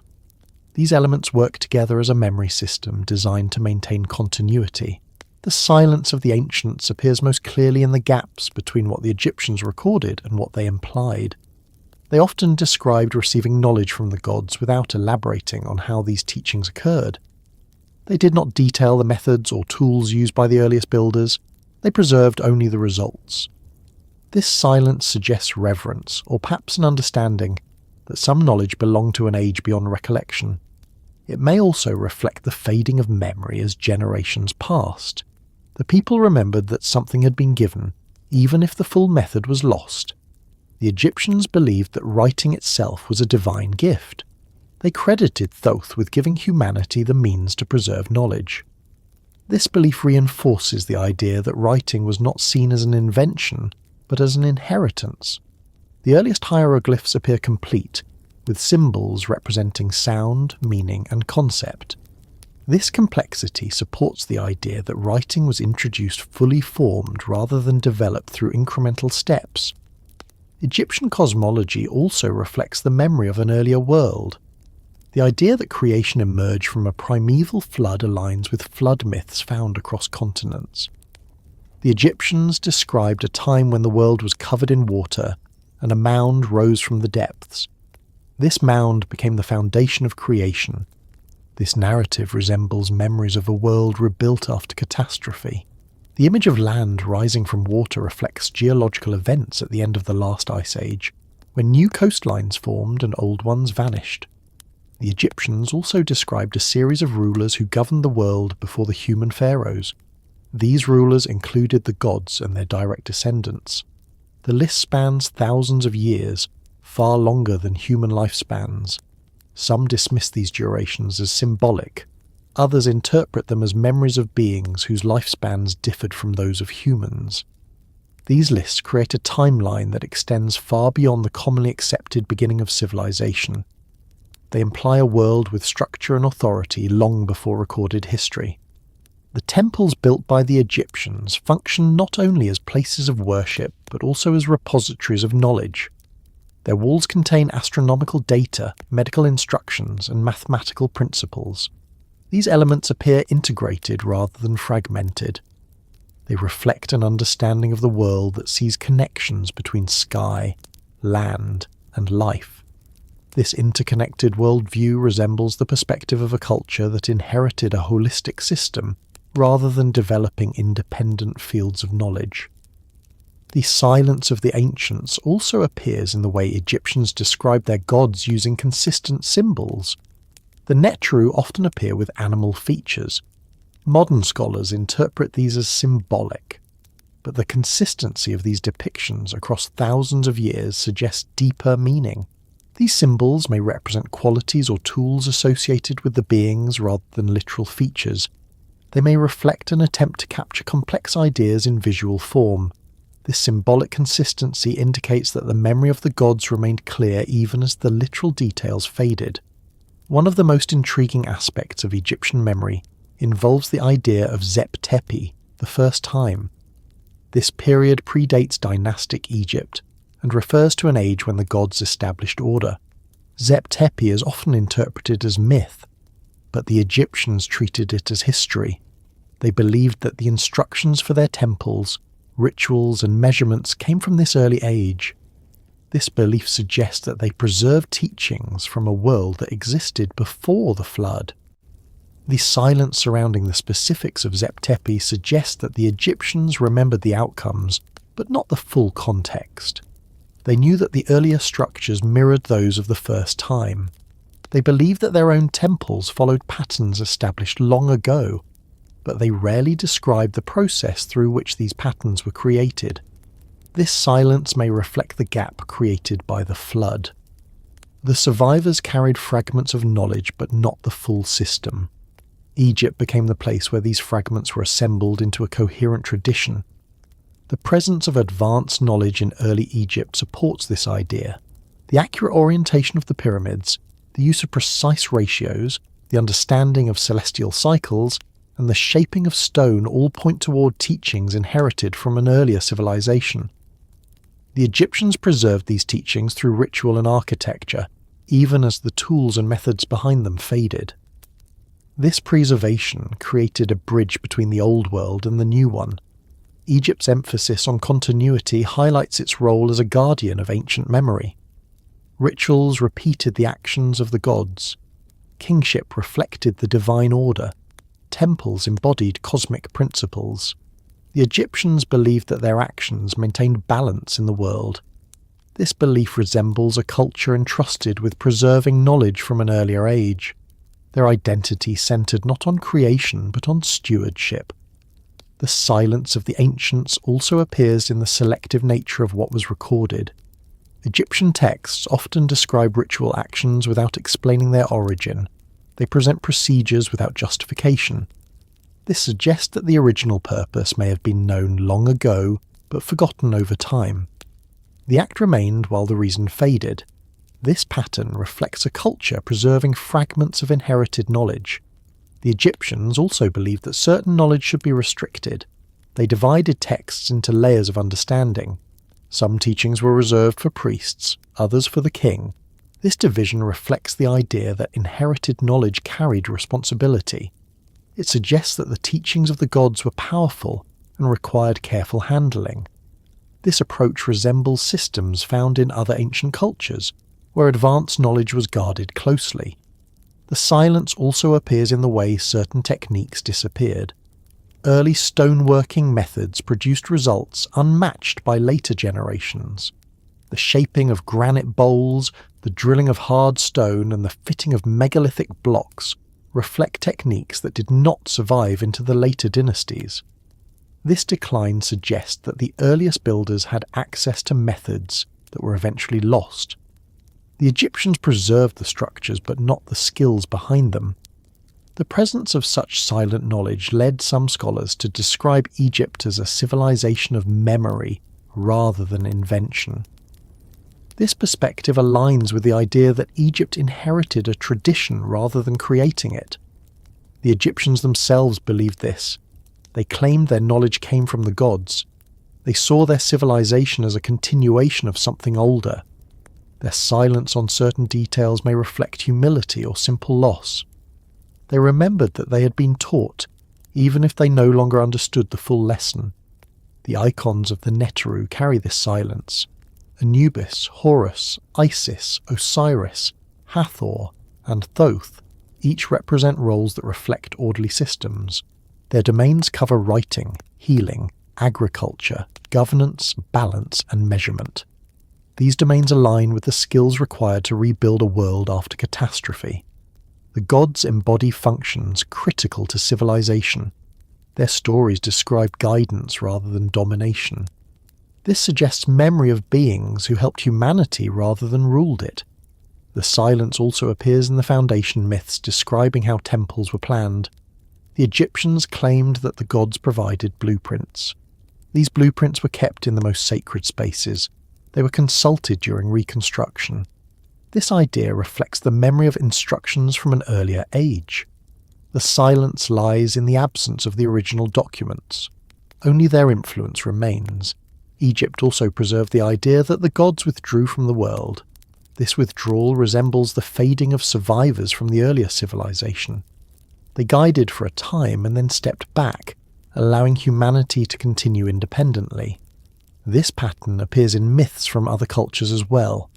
The teachers arrive, assist, and depart. Their silence follows their departure. The Egyptians believed that the gods continued to influence the world indirectly through ritual, memory, and alignment. They maintained that by preserving balance, they honoured the teachings of the gods. This approach suggests a culture shaped by inheritance. They lived with the knowledge that their civilization rested on foundations laid long before their time.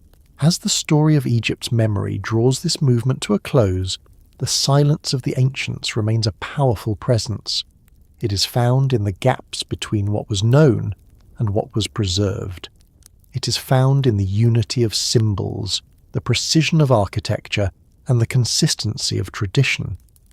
It is found in the way Egypt oriented its monuments toward the sky, as though acknowledging the place from which its earliest knowledge came. And as the narrative turns toward the next script or the next journey, the echoes of that silence continue to guide the path ahead, just as they guided the people who lived along the Nile thousands of years ago.